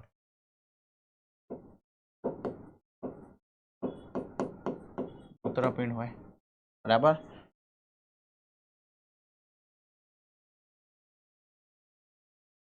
ઓકે, તો મૂત્રપિંડ આવશે. પછી આવશે મૂત્રવાહિની. પછી આવશે મૂત્રાશય. અને પછી આવશે અવસારણી. બરાબર, આટલી વાત યાદ રાખવાની. ઓકે. હવે બેટા હું અહીંયા વાત કરું છું પહેલા મૂત્રપિંડ વિશે. એક જોડ આવેલા હોય મૂત્રપિંડ. સર એનો રંગ કેવો હોય? તો બેટા રાતાશ પડતા હોય, પ્લસ વાલ આકારના હશે. અચ્છા, કેવા હશે બેટા? વાલ આકારના. તો અહીંયા આપણે લખીએ બેટા, અહીંયા ટાઇટલ લખું છું હું મૂત્રપિંડ. બરાબર. યસ. તો અહીંયા હું ટાઇટલ લખું છું મૂત્રપિંડ.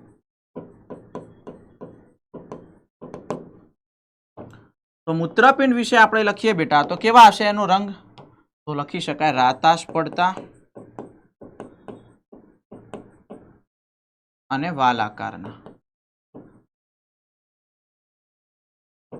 અને બેટા એ જે છે કરોડ સ્તંભની બંને બાજુ, બંને પાર્શ્વ બાજુએ આવેલા હોય. બરાબર, જેમ આપણે જે રીતે. તો કરોડ સ્તંભની બંને બાજુએ. બરાબર. યસ. તો કરોડ સ્તંભની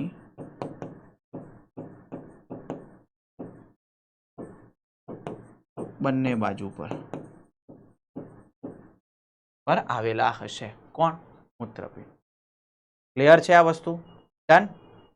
હવે જોજો મૂત્રપિંડ વિશે આપણે એની વાત કરી. કેટલા હોય? રાતાશ પડતા, વાલ આકારના, કરોડ સ્તંભની બંને બાજુ પર. એ તો સર આપણે વાત કરી ગયા.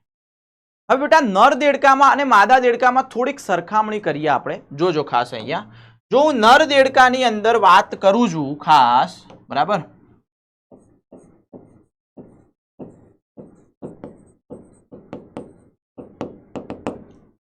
તો નર દેડકાની અંદર જોજો મૂત્રપિંડમાંથી મૂત્રનું નિર્માણ થયું. હા સર, થયું. તો મૂત્રપિંડ માંથી બેટા મૂત્ર ક્યાં જશે? તો મૂત્રવાહિની. Yes sir, yes. અને ત્યાંથી આગળ વધશે. બરાબર. હવે જોજો ખાસ. એમ બેટા વાત કરું, નર દેડકામાં શુક્રપિંડ હોય તો હા સર, તો શુક્રપિંડ માંથી બેટા શુક્રકોષો ઉત્પન્ન થયા. તો ક્યાં જશે? તો આપણને ખબર છે સર, શુક્રવાહિકા હશે. અને એ શુક્રવાહિકા અને મૂત્રવાહિની બંને આગળ જઈને જોડાઈ જશે અને બનાવશે મૂત્રજનન વાહિની, જે નર પુરુષમાં હોય છે, સસ્તનમાં આપણી અંદર. એ જ રીતે આમાં તો આપણે પણ એ જ હોય. પુરુષની અંદર શું હોય છે બેટા? મૂત્ર અને શુક્રકોષોનો માર્ગ એક જ હોય, જેને મૂત્રજનન માર્ગ કહેવાય. તો આમાં બંને એક જ હોય, એટલે આગળ જઈને શું બની જશે? મૂત્રજનન વાહિની બની જાય છે ભાઈ. તો અહીંયા લખી શકું મૂત્રજનન વાહિની. વાહિની અને પછી અવસારણીમાં થઈ અને પછી એ બહાર નીકળતું હોય છે. આવું બેટા નર દેડકામાં થાય. બરાબર. તો અહીંયા આપણે લખી શકીએ પછી શું આવશે બેટા? અવસારણી.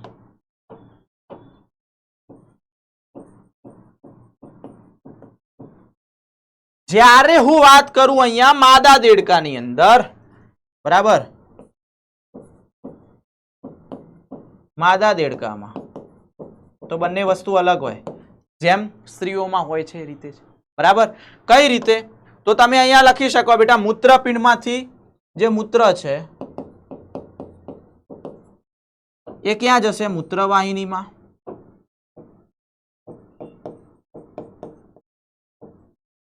મૂત્રવાહિનીમાંથી અવસારણીમાં.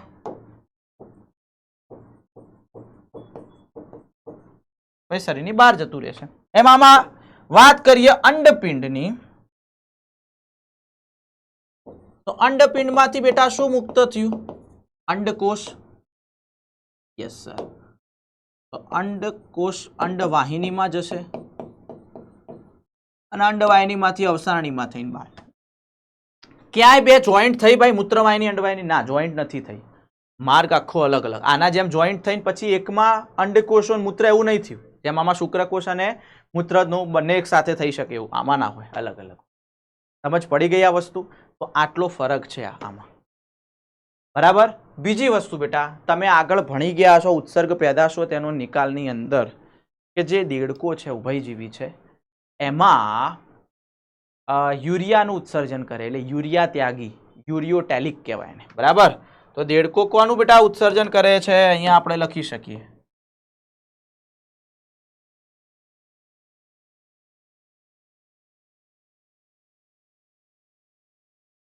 ચાલો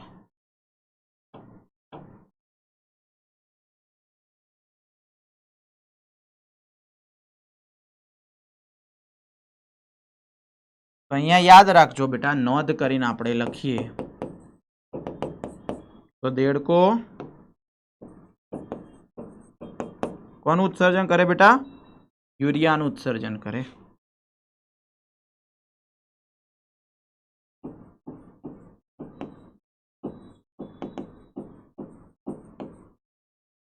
એટલા માટે એને શું કહેવાય? તો યુરિયા ત્યાગી. શું કહીશું આપણે એને? યુરિયા ત્યાગી તરીકે ઓળખીએ. બરાબર છે? આ વસ્તુ ખબર પડી જાય તો આ બેટા ઉત્સર્જન તંત્ર વિશે માહિતી મેં આપી દીધી. એકદમ સહેલું હતું, આની અંદર કોઈ મોટી વાત છે નહીં. બરાબર. એ રીતે જો હું વાત કરું બેટા મૂત્રાશય, કોઈ જે મળાશયની વક્ષ બાજુએ આવેલી હોય, ત્યાં આવેલું હોય, મળાશયની વક્ષ બાજુએ આવેલું હોય. ચલો એ પણ લખી દઉં. હા ચલો ને ભાઈ, મૂત્રાશય છે એ યાદ રાખજો મળાશયની વક્ષ બાજુએ હોય અને આગળના ભાગે. બરાબર. અને એ જે મૂત્રાશય છે એ પણ છેલ્લે તો ક્યાં ખુલશે? તો અવસારણીમાં ખુલે.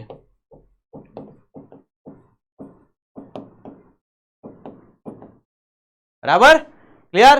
તો ઉત્સર્જન તંત્ર પણ ખબર પડી ગઈ. ક્લિયર છે? ક્રિસ્ટલ ક્લિયર બેટા? યસ. ચાલો ચાલો. તો સર ચોથા નંબરની પણ વાત અહીંયા આપણે કરી ગયા ઉત્સર્જન તંત્ર વિશે. ચાલો હવે પાંચમા નંબરે બેટા હું વાત કરું છું અહીંયા અંતઃસ્ત્રાવી તંત્ર. જો વંદામાં નતું, અંતઃસ્ત્રાવી તંત્ર દેડકામાં આવી ગયું. જેમ આપણી અંદર હોય એ જ રીતે આમાં હોય. બરાબર. Yes sir.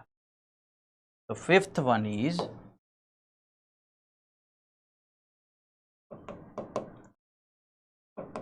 અંતઃસ્ત્રાવી તંત્ર. અંતઃસ્ત્રાવી તંત્રને આપણે શું કહીએ? રાસાયણિક સહનિયમન. આપણું ચેપ્ટર જ આપ્યું છે રાસાયણિક સહનિયમન અને સંકલન. બરાબર. કારણ કે અંતઃસ્રાવ ઉત્પન્ન થાય, અંતઃસ્રાવો રસાયણોના બનેલા હોય તો રાસાયણિક સહનિયમન કહેવાય ને ભાઈ. હા. તો અહીંયા આપણે લખીએ અંતઃસ્ત્રાવી તંત્ર એટલે કે દેડકામાં બેટા રાસાયણિક સહનિયમન જોવા મળે છે. બરાબર. હા. તો અહીંયા આપણે લખી શકીએ રાસાયણિક સહનિયમન. કોના મારફતે થાય? અંતઃસ્ત્રાવ મારફતે સર.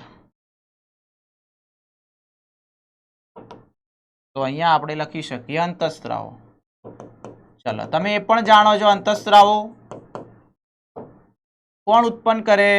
તો સર અંતઃસ્ત્રાવી ગ્રંથિઓ ઉત્પન્ન કરે, બરાબર? યસ સર, એમાં કોઈ મોટી વાત છે નહીં. તો આ કોણ ઉત્પન્ન કરશે? અંતઃસ્ત્રાવી ગ્રંથિ.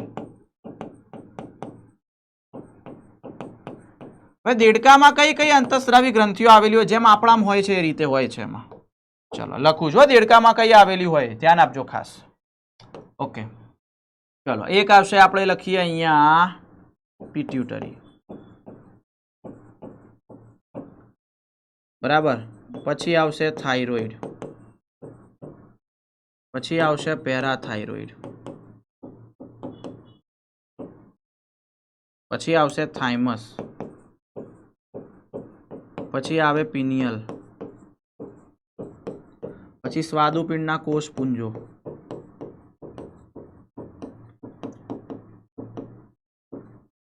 પછી આવશે એડ્રિનલ, બરાબર. અને એના પછી આવશે જનનપિંડ, શુક્રપિંડ, અંડપિંડ હોય, બરાબર.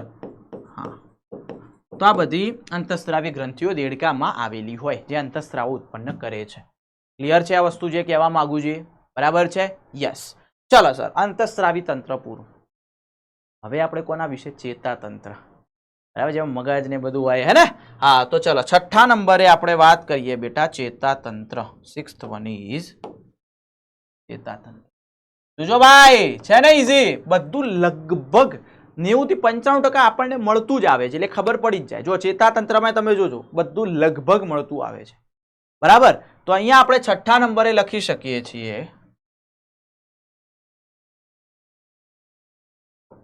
ચલો ચેતાતંત્ર, ન્યુરલ સિસ્ટમ. દેડકાનું ચેતાતંત્ર છે બેટા એ 3 ભાગમાં વિભાજિત થયેલું છે, બરાબર. આમ તો મેઇન બે ભાગ જ કહેવાય, બરાબર. મધ્યવર્તી ચેતાતંત્ર, પરિઘવર્તી, બરાબર. પરંતુ દેડકામાં એક ભાગ અલગ કરીને આપ્યો છે. કયો? સ્વયંવર્તી. આપણે સ્વયંવર્તીને શેમાં લઈ લઈએ? પરિઘવર્તીમાં જ લઈ લઈએ છીએ આપણામાં, પણ આમાં 3 અલગ ભાગ કર્યા છે, તો આપણે અલગ કરીશું ભાઈ, હે ને? યસ. તો અહીંયા આપણે લખી શકીએ જે ચેતાતંત્ર છે દેડકાનું એ મુખ્યત્વે 3 ભાગમાં વિભાજિત થયેલું છે અહીંયા, બરાબર. યસ. તો ચાલો 1 2 બરાબર. ચલો નામ લખી દઈએ આપણે. Yes sir. એક છે બેટા મધ્યવર્તી ચેતાતંત્ર, એટલે મધ્યસ્થ ચેતાતંત્ર, CNS કહીએ, સેન્ટ્રલ ન્યુરલ સિસ્ટમ. મધ્યવર્તી ચેતાતંત્ર. બીજું છે બેટા પરિઘવર્તી ચેતાતંત્ર.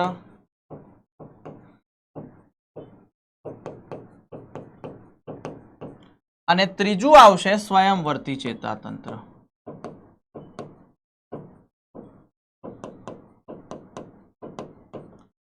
બરાબર છે? ક્લિયર છે? યસ. તો મધ્યવર્તી, પરિઘવર્તી અને સ્વયંવર્તી. સર CNS માં કોનો સમાવેશ થાય? તો આપણને ખબર છે મગજ અને કરોડરજ્જુનો સમાવેશ થાય. એ તો સહેલું છે ભાઈ, આ તો બધા નાના છોકરાને આવડે, હે ને? હા, તો મધ્યવર્તી ચેતાતંત્રની અંદર આપણે વાત કરીએ.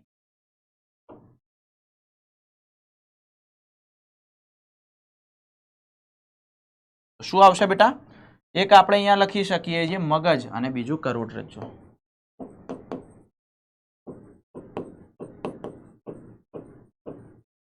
યસ. જ્યારે પરિઘવર્તી ચેતાતંત્રની અંદર આપણે વાત કરીએ તો એમાંય બેનો સમાવેશ જે આપણામાં હોય, મસ્તિષ્ક ચેતાઓ અને કરોડરજ્જુ ચેતાઓ, બરાબર. યસ. તો આની અંદર પણ 2 ભાગ આવશે.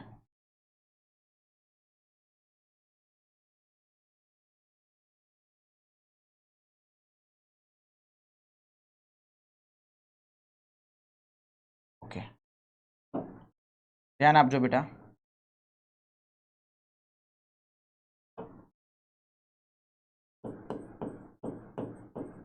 મસ્તિષ્ક ચેતાઓ અને કરોડરજ્જુ ચેતાઓ. અને દેડકામાં મસ્તિષ્ક ચેતાઓ કેટલી હોય? તો યાદ રાખજો 10 જોડ હોય બેટા. આ વસ્તુ યાદ રાખજો અહીંયા, બરાબર. તો મસ્તિષ્ક ચેતાઓ કેટલી હશે? તો 10 જોડ. ચાલો, સ્વયંવર્તી ચેતાતંત્રમાં આપણને ખબર છે અનુકંપી ચેતાતંત્ર, પરાનુકંપી ચેતાતંત્ર, બરાબર. Yes sir. તો આની અંદર પણ 2 ભાગમાં વિભાજિત થાય છે.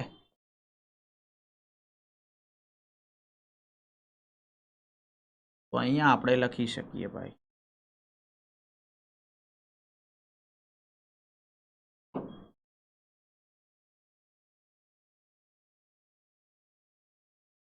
તો એક આવશે અનુકંપી ચેતાતંત્ર, બીજું પરાનુકંપી.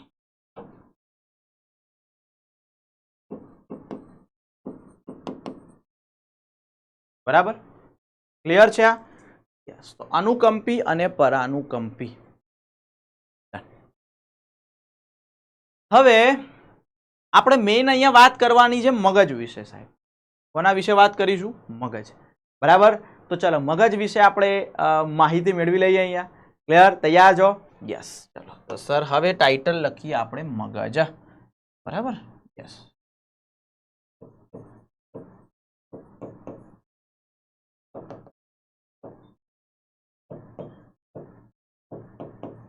મગજ.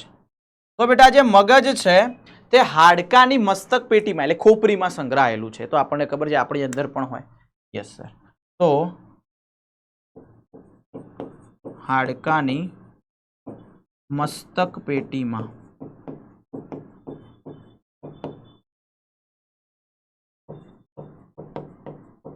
સંગ્રહાયેલું. અને જેમ આપણે 3 મગજ છે ભાઈ, મગજ 3 ભાગમાં વિભાજિત થાય છે, અગ્ર મગજ, મધ્ય મગજ અને પશ્વ મગજ. એમાં પણ 3 ભાગ જ છે ભાઈ. બરાબર? હા, જો ભાઈ આપણે મનુષ્ય સાથે રિલેટેડ કરતું જવાનું એટલે યાદ ઝડપથી રહી જાય. ક્લિયર? યસ. અહીંયા જોજો ખાસ. 1 2 3. અહીંયા આપણે એક લખીએ અગ્ર મગજ, મધ્ય મગજ અને પશ્વ મગજ. અગ્ર મગજમાં કોનો સમાવેશ થાય? તો બેટા ઘ્રાણપિંડનો સમાવેશ થાય, એક જોડ બૃહદ મસ્તિષ્ક ગોળાર્ધ હોય અને આંતર મસ્તિષ્ક હોય. ચલો ભાઈ મને કમેન્ટની અંદર જણાવો કે આંતર મસ્તિષ્ક એ કોનું કોનું બનેલું હોય? શું બે ભેગા મળે અને આંતર મસ્તિષ્ક બનાવે? કમેન્ટમાં જણાવો મને. ચલો જલ્દી ફટાફટ. હો યસ. તો અહીંયા આપણે લખીએ અગ્રની અંદર વાત કરું બેટા તો 3 ભાગ.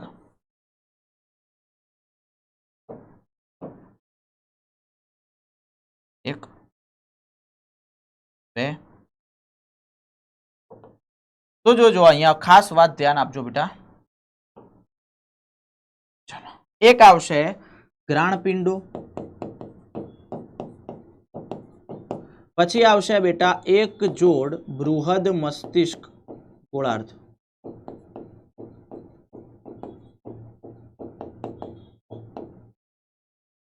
અને આવશે આંતર મસ્તિષ્ક. બરાબર? ક્લિયર? જ્યારે જે મધ્ય ભાગ છે એની અંદર બેટા દ્રષ્ટિપિંડ આવેલા હોય, એક જોડ દ્રષ્ટિપિંડ આવેલા હોય મધ્ય ભાગની અંદર. એક જોડ દ્રષ્ટિપિંડ આવેલા. પશ્વ ભાગમાં બેટા શું આવેલું હોય? આંતર મસ્તિષ્ક અને લંબમજ્જા, જે આપણી અંદર પણ હોય છે. બરાબર? તો આની અંદર 2 ભાગ પાડવાના આપણે. એક આવશે આંતર મસ્તિષ્ક અને એક લંબમજ્જા.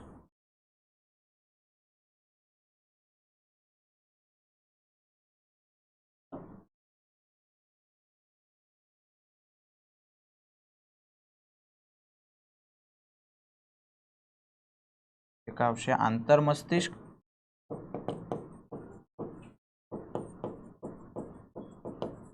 અને બીજી છે લંબમજ્જા. અને આ લંબમજ્જા પછી આગળ જઈને બેટા કરોડરજ્જુ સાથે જોડાય. કરોડરજ્જુ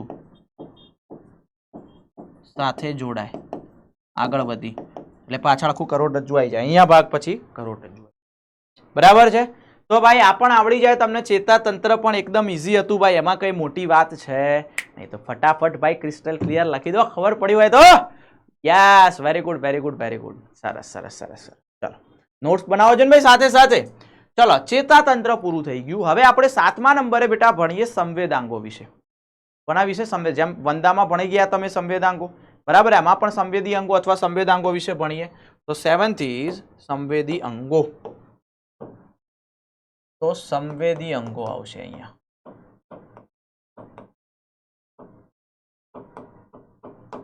સંવેદી અંગોમાં બેટા યાદ રાખવાના કયા હોય? એક તો સ્પર્શ, જે આપણે સ્પર્શ કરીએ આપણી સંવેદના છે ત્વચા, સ્પર્શ, બરાબર. ત્યાર પછી બેટા સ્વાદ, બરાબર, જીભ છે સ્વાદ, તો 2 થયા. પછી સ્મેલ આપણે લઈએ બેટા, નાસિકા છિદ્રો, બરાબર, જેને આપણે ગંધ સંવેદના અથવા ઘ્રાણ સંવેદના કહીએ, એ 3 થયા. આપણે જોઈએ છીએ દ્રષ્ટિ, આપણી આંખ, એ 4, અને સાંભળીએ છીએ શ્રવણ સંવેદી અંગે 5. તો ટોટલ આમાં પણ 5 જ હોય, બરાબર, દેડકામાં પણ. યસ, તો અહીંયા આપણે 5 ભાગમાં એનો વર્ગીકૃત કરી લઈએ. યસ, ચાલો.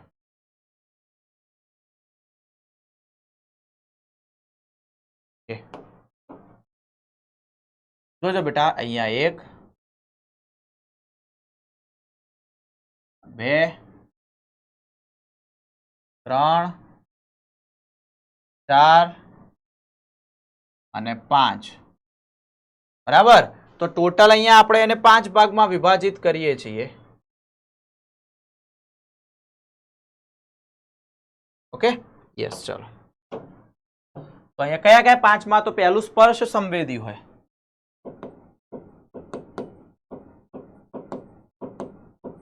પછી બેટા ઘ્રાણ સંવેદી, બરાબર, અને ત્યાર પછી આવે ભાઈ શ્રવણ સંવેદી, ત્યાર પછી બેટા દ્રષ્ટિ સંવેદી, અને બીજું શું બાકી રહ્યું ભાઈ? નાક આવી ગયું, કાન આવી ગયા, આંખ આવી ગઈ, સ્પર્શ, ઓકે, સ્પર્શ આવી ગયો. હા, તો હવે આવશે બેટા સ્વાદ સંવેદી. ઓકે, સ્વાદ,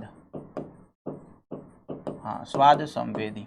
ચાલો, હવે આ બધું લખવાની જરૂર નહીં. સ્પર્શ સંવેદી એટલે આપણી જે ત્વચા છે એ બધું આવે. ઘ્રાણ સંવેદીમાં નાસિકા છિદ્ર આવે, શ્રવણ સંવેદીમાં કર્ણ. હા, પણ આમાં યાદ રાખજો બેટા, શ્રવણ સંવેદી જે છે એ શ્રવણ સંવેદીમાં ખાલી દેડકામાં જો આપણે બાહ્ય કર્ણ જોવા મળે, આ સુપડા જેવો ભાગ, દેડકામ ના હોય. દેડકામ ખાલી કર્ણપટલ અને અંતઃકર્ણ જ હોય, એક નાનું છિદ્ર સ્વરૂપે જ હોય, બરાબર. તો અહીંયા શું હશે? અંતઃકર્ણ અને કર્ણપટલ જ હોય ખાલી, બરાબર.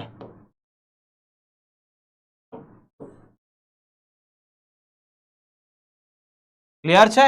યસ, ચાલો અહીંયા હું લખી દઉં. ચલો ને, આમાં આંખ, આમાં સ્વાદ કલિકાઓ,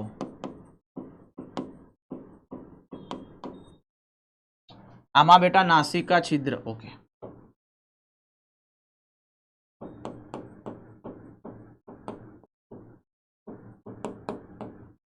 અને આની અંદર બેટા સ્પર્શ અંકુરકો અથવા સંવેદી અંકુરકો,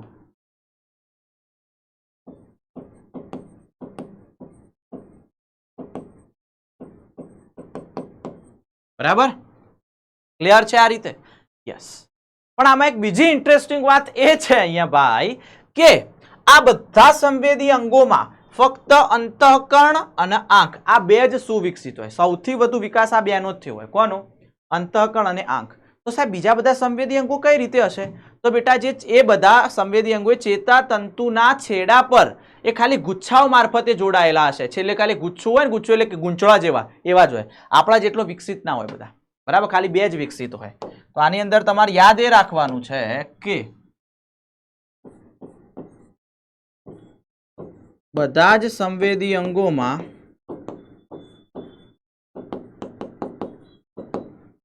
આંખ અને અંતઃકર્ણ સુવિકસિત હોય છે,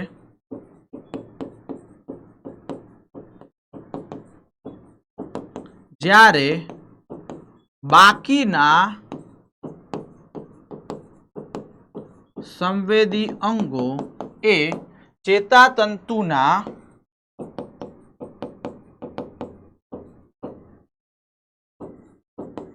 છેડા પર કોષોના ગુચ્છાઓ સ્વરૂપે જોવા મળે છે. બરાબર છે? ક્લિયર છે આ? એટલે કે ટૂંકમાં સાહેબ ઇનડાયરેક્ટલી અહીંયા એવું જ કહેવા માંગે છે આ કે દેડકાની અંદર સર બાહ્યકર્ણનો અભાવ હોય, બાહ્યકર્ણ જોવા જ ના મળે.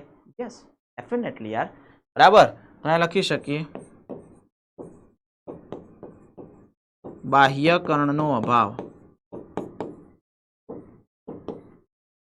બરાબર. ખાલી ફક્ત શું ધરાવે? અંતઃકર્ણ અને કર્ણપટલ, બરાબર છે.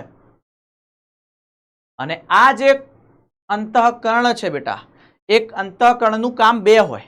એક તો બેટા ધ્વનિના સંકેતો ગ્રહણ પણ કરે, સાંભળવાનું પણ કાર્ય કરે, અને સંતુલન, શરીરનું સંતુલન પણ જાળવી રાખે. જેમ આપણી અંદર હોય એમાં કાન બંને કાર્ય કરે, સાંભળે પણ અને શરીરનું સંતુલન પણ જાળવી રાખે. ક્લિયર છે? યસ. તો અહીંયા લખી શકીએ અંતઃકર્ણ શું કરશે બેટા? તો ધ્વનિના સંકેતો ગ્રહણ કરે,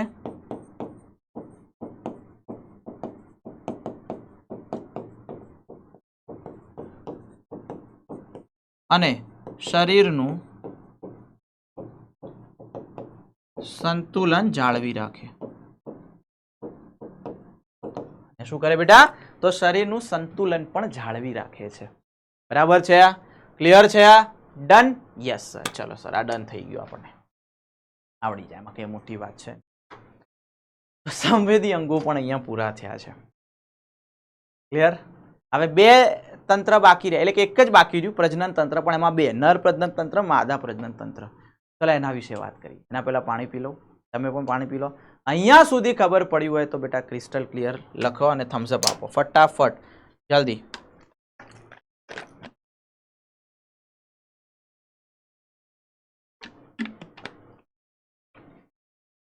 આમાં આંખો વિશે તો મેં વાત કરી લીધી ને આગળ.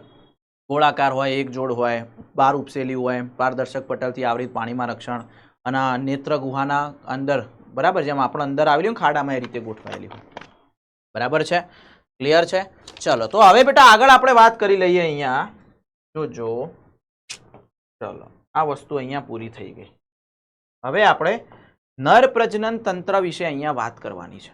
કોના વિશે બેટા? નર પ્રજનન તંત્ર. બરાબર હે ને? યસ. તો ચલો સર, નર પ્રજનન તંત્ર કયા નંબરનું આવે? અરે 8મા નંબર. ઓકે, 8મા નંબરે આવશે નર પ્રજનન.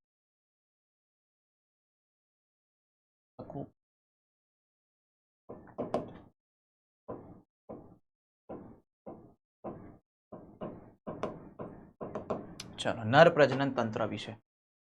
તો બેટા નર પ્રજનન તંત્રમાં મુખ્યત્વે એક જોડ શુક્રપિંડનો સમાવેશ થાય. આ તો આપણને ખ્યાલ છે, જેમ આપણી અંદર પણ મુખ્ય શું છે નર પ્રજનન તંત્રમાં? શુક્રપિંડ.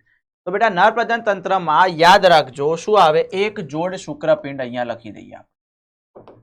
બરાબર છે? Yes sir. તો અહીંયા લખી શકાય એક જોડ શુક્રપિંડ આવેલા.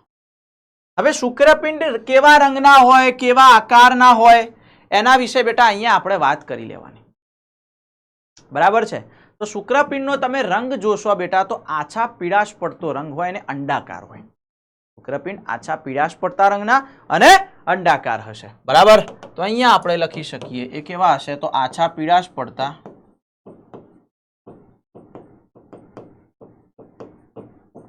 અને અંડાકાર હોય. બીજી એક ઇન્ટરેસ્ટિંગ વાત એ બેટા કે જે શુક્રપિંડ છે, શુક્રપિંડ એ મૂત્રપિંડના ઉપરના ભાગે જોડાયેલા હોય છે. પણ કોની મદદથી? તો એક અધિવૃક્કીય પટલ અથવા પડ વડે જોડાયેલા હોય, જેને કહેવાય શુક્રપિંડ બંધ કહેવાય. જેમ કે આકૃતિ બતાવું તો ખબર પડશે. તમે અહીંયા જોઈ શકો છો. જોજો ખાસ આ વસ્તુ જુઓ. આ જે છે શુક્રપિંડ. હા, આ છે બેટા શુક્રપિંડ. બરાબર? અને આ છે બેટા મૂત્રપિંડ. હવે આ બંને જોડાયેલા છે બેટા એકબીજા સાથે. આ રીતે એક વસ્તુ વિચારી લો તમે કે આ રીતે જોડાયેલા છે. આ રીતે. તો મૂત્રપિંડના ઉપરના ભાગે શુક્રપિંડ અધિવૃક્કીય પડ, આ ગ્રીન કલરનું મેં જે દોર્યું આને અધિવૃક્કીય પડ કહેવાય. બરાબર? પડ વડે જોડાયેલા હોય જેને શું કહેવાય? હવે બંને વચ્ચે બંધ બને એવું જ કહેવાય ને. આના નાના વચ્ચે આ ગ્રીન કલરનો બંધ બને જેને કહેવાય શુક્રપિંડ બંધ. એને શું કહીશું આપણે? શુક્રપિંડીય બંધ કહીશું. ક્લિયર? ખબર પડી ગઈ? યસ. તો અહીંયા આપણે લખી શકીએ કે તે મૂત્રપિંડના ઉપરના ભાગે અધિવૃક્કીય પડ દ્વારા જોડાયેલ હોય. જેને શું કહેવાય? તો જેને શુક્રપિંડ બંધ કહેવાય. બરાબર? તો જેને શુક્રપિંડ બંધ કહેવાય.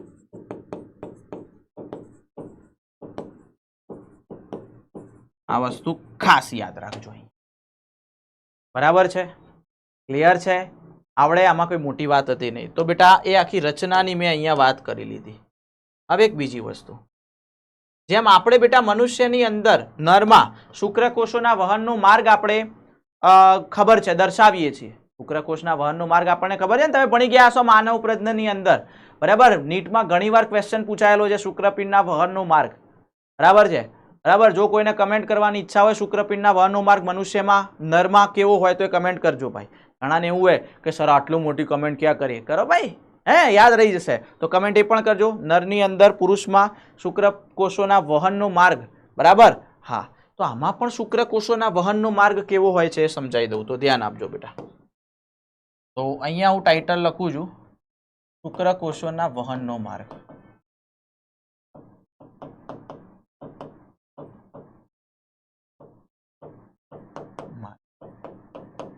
તો જો શુક્રપિંડમાંથી શુક્રકોષો ઉત્પન્ન થયા. યસ.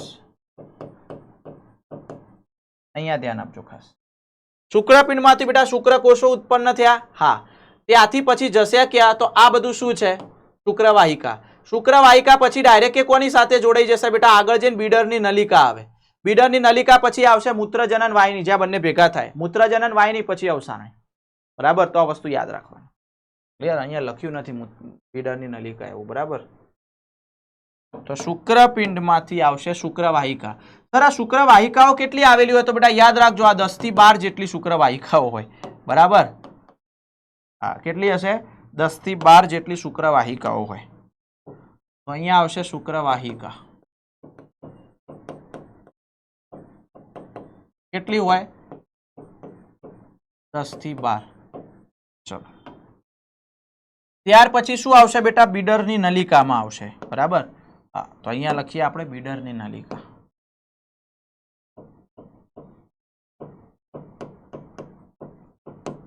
ચાલો. બીડરની નલિકા પછી આવશે મૂત્રજનન વાહિની.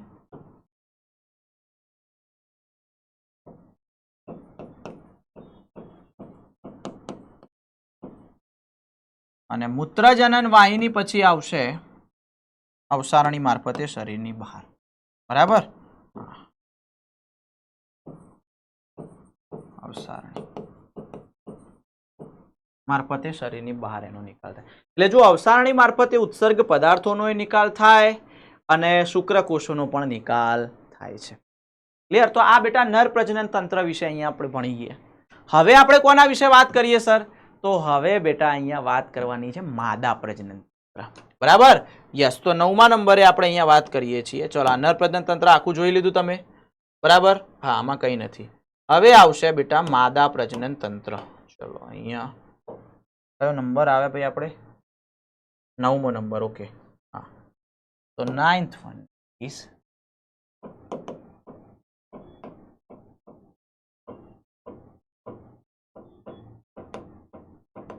બરાબર માદા પ્રજનન તંત્ર. હવે આપણે જાણીએ છીએ કે માદા પ્રજનન તંત્રમાં સાહેબ અંડપિંડ મુખ્ય હશે. બરાબર? માદા પ્રજનન તંત્રની અંદર શું આવશે? અંડપિંડ મુખ્ય હશે. અંડપિંડમાંથી જે અંડકોષો છે ક્યાં વહન પામે? અંડવાહિનીમાં વહન પામે. અંડપિંડમાંથી અંડવાહિનીમાં, અંડવાહિનીમાંથી પછી અવસારણીમાં. એ તો અંડકોષનો માર્ગ, એ તો આપણને ખબર જ છે. ક્લિયર છે? યસ. અરાઉ એક મિનિટ. હા હા. Okay okay. ચાલો ભાઈ, સોરી ફોર ડિસ્ટર્બન્સ. શું વાત કરતા હતા? ઓકે. માદા પ્રજનન તંત્ર અંડપિંડની વાત કરતા હતા. તો બેટા આપણને ખ્યાલ છે કે અંડપિંડ જે છે એ અંડપિંડ કેટલા હોય? એક જોડ આવેલા તો હોય. ચલો પેલા લખી તો દઈએ અહીંયા. અંડપિંડ જે છે એ એક જોડ આવેલા હોય. કેટલા હોય બેટા? એક જોડ અંડપિંડ હોય. ક્લિયર? બીજી વસ્તુ, હવે બેટા જેમ નર પ્રજનન તંત્રમાં શુક્રપિંડ એ મૂત્રપિંડ સાથે જોડાયેલા હતા, એમ અહીંયા અંડપિંડ એ મૂત્રપિંડ સાથે જોડાયેલા ના હોય, ખાલી નજીક હોય, ખૂબ જ નજીક હોય, પણ જોડાયેલા ના હોય. એટલે એવું કહી શકાય કે અંડપિંડ એ મૂત્રપિંડની નજીક ગોઠવાયેલા હોય છે, પરંતુ બટ તેને મૂત્રપિંડ સાથે કોઈ ક્રિયાત્મક સંબંધ નથી. જો પેલાને ભાઈ શુક્રપિંડ મૂત્રપિંડનો સંબંધ હતો, આગળ જે શુક્રકોષો ભેગા થઈ જતા હતા, અહીંયા કોઈ ક્રિયાત્મક સંબંધ નથી, બંને અલગ અલગ કામ કરે. બરાબર? તો અહીંયા હું લખી શકું તે મૂત્રપિંડની નજીક ગોઠવાયેલા હોય છે,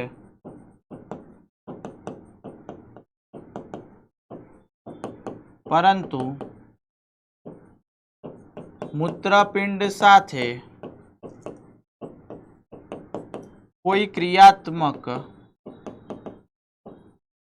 સંબંધ નથી. કોઈ જ ક્રિયાત્મક સંબંધ નથી બેટા અહીંયા, એ વસ્તુ યાદ રાખજો ખાસ. બરાબર છે આ? યસ. ચલો, એક આ વસ્તુ. હવે બીજું શું હોય ભાઈ? અંડપિંડમાંથી અંડવાહિનીમાં જાય, અંડવાહિનીમાંથી શું હોય? અવસાણી મારફતે શરીરની 12 અંડકોષો મુક્ત થાય. તો એક જોડ અંડવાહિની આવેલી હોય. બરાબર? તો અહીંયા આપણે મુદ્દો લખી શકીએ, એક જોડ અંડવાહિની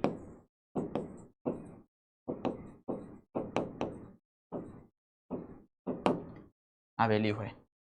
ત્યાર પછી બેટા એક પુખ્ત માદા એક જ વખતે 2500 થી 3000 અંડકોષ મુક્ત કરે. ઇન્ટરેસ્ટિંગ વાત. જેમ મનુષ્યમાં સ્ત્રી એક વખતે એક જ અંડકોષ મુક્ત કરે છે, એમ દેડકામાં માદા દેડકો છે એ એક જ વખતે 2500 થી 3000 અંડકોષ મુક્ત કરે છે સાહેબ. બરાબર? હા, તો અહીંયા લખી શકાય, આપણે લખી શકીએ કે એક પુખ્ત માદા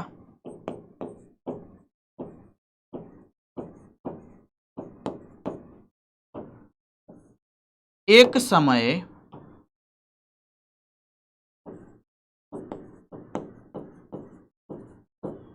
કેટલા બેટા?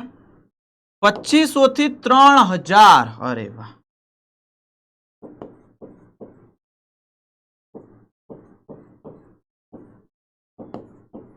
અંડકોષો મુક્ત કરે. ક્લિયર? તો બેટા આ હતું માદા પ્રજનન તંત્ર, જેની આકૃતિ તમે અહીંયા જોઈ શકો છો. બરાબર? તો અંડવાહિની છે. બરાબર? આમાં અંડકોષો જો કેટલા બધા દેખાય છે તમને અંડપિંડની અંદર. બરાબર? પછી મૂત્રવાહિની ને બધું આપેલું છે. હવે અહીંયા નોંધ આપણે લખી દઈએ, છેલ્લો મુદ્દો આપણો.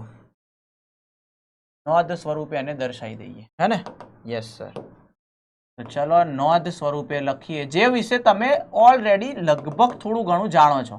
જે નથી જાણતા એ પણ જાણી લઈશું આપણે. નોંધ. ચલો ભાઈ, ફલન કેવું હોય દેડકામાં? ઉભયજીવી છે તો બાહ્ય ફલન, અને પાછું ક્યાં થાય? પાણીમાં થાય. બરાબર? હા, અહીંયા આપણે લખીએ પહેલા ફલન. તો કેવું હશે? બાહ્ય, અને પાછું પાણીમાં થાય. પાણીમાં. એક મુદ્દો ક્લિયર. બીજો મુદ્દો આપણે લખીએ, દેડકામાં ભ્રૂણ વિકાસ કેવો હોય? તો ડિંબ જોવા મળે. અને ડિંભને શું કહીએ આપણે શરૂઆતમાં? ટેડપોલ. અને ટેડપોલ એ રૂપાંતરણની વિવિધ અવસ્થાઓ પસાર થાય પછી પુખ્ત દેડકો બને. જેમ વંદાની અંદર પણ એવું જ હતું ભાઈ. બરાબર? યસ. તો આમાં પણ બેટા ભ્રૂણ વિકાસની અંદર આપણે લખીએ, તો ભ્રૂણ વિકાસમાં આપણે લખી શકીએ બેટા, તો ડિંબ જોવા મળે. દેડકો અંડપ્રસવી એમ. બરાબર? જોવા મળે. એને શું કહેવાય? ટેડપોલ. ટેડપોલ એ શું હોય બેટા? રૂપાંતરણની વિવિધ અવસ્થાઓમાંથી પસાર થાય.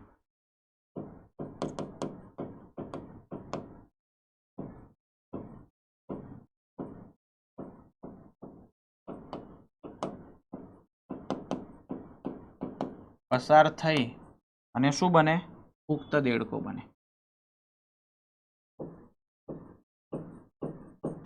દેડકો બને છે. બીજી વસ્તુ બેટા તમારે અહીંયા યાદ એ રાખવાની છે કે દેડકો મનુષ્ય માટે લાભદાયી છે.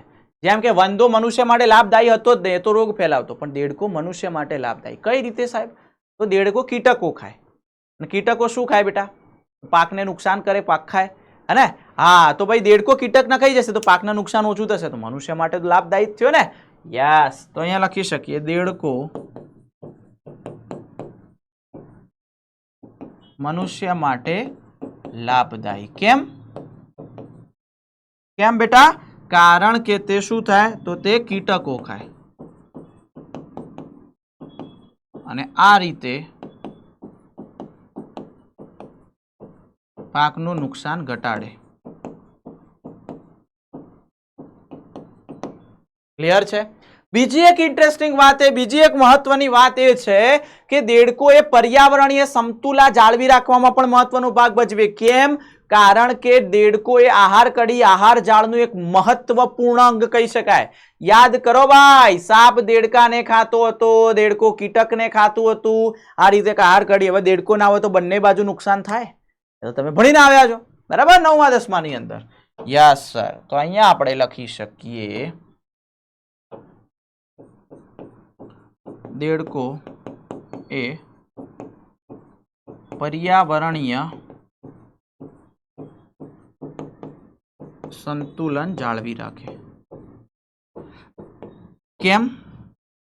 આહાર કડી અને આહાર જાળમાં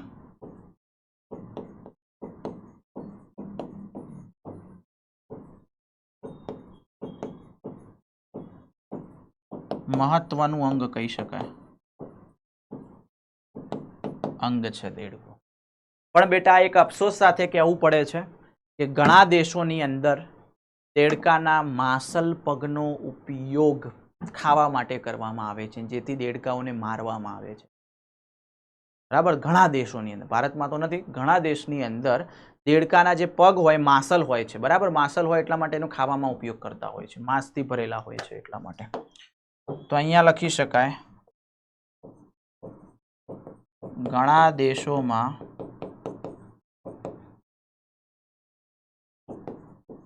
દેડકાના માંસલ પગનો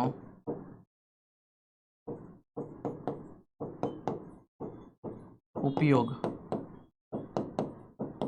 ખોરાક તરીકે થાય છે, તેથી એને મારવામાં. ક્લિયર છે? ડન બેટા? યસ. તો આ તમે માદા પ્રજનન તંત્ર જોઈ શકો છો અહીંયા. અને આ રીતે સંપૂર્ણ દેડકા વિશે બેટા મેં તમને માહિતી આપી દીધી અહીંયા, સંપૂર્ણ દેડકા વિશે. બરાબર, આટલું જ તૈયાર કરજો બેટા, આનાથી વધારે કોઈ જ તૈયાર કરવાની જરૂર નથી. એનસીઆરટી બેઝડ એકોર્ડિંગ ટુ એનસીઆરટીમાં જે માહિતી આપી છે એ જ માહિતી મેં અહીંયા તમને સમજાવી છે, પણ થોડક અલગ વેમાં. ક્લિયર? તો આની નોટ્સ પણ બનાવી લેજો તમે, તો ખૂબ મજા આવશે. બરાબર છે? ડન છે બેટા? તો એવી આશા રાખું છું આજે મેં જે ભણાવ્યું તમને બહુ સારી રીતે સમજ પડી ગઈ હશે. રિવાઇઝ કરજો. બરાબર? હા, તો બસ આમાંથી જ ક્વેશ્ચન હશે એટલે ચિંતા કરતા નહીં. તો બેટા અહીંયા સુધી રાખીએ છીએ, એક્ઝામ નજીક છે, સારી રીતે રિવાઇઝ કરતા રહેજો અને હવે એમસીક્યુ પ્રેક્ટિસ મેક્સિમમ કરતા રહેજો. ક્લિયર છે? તો ભાઈ જાગતા રહેજો, સતર્ક રહેજો, વાંચતા રહેજો, લખતા રહેજો, ભણતા રહેજો, તો રિઝલ્ટ 100% આવતું રહેશે. અહીંયા સુધી રાખીએ છીએ. ખૂબ મજા આવી આજના આ ધમાકેદાર લેક્ચરની અંદર. તો ભાઈ ખૂબ ખૂબ આભાર, ખૂબ ખૂબ ગુડ નાઇટ, બાય બાય.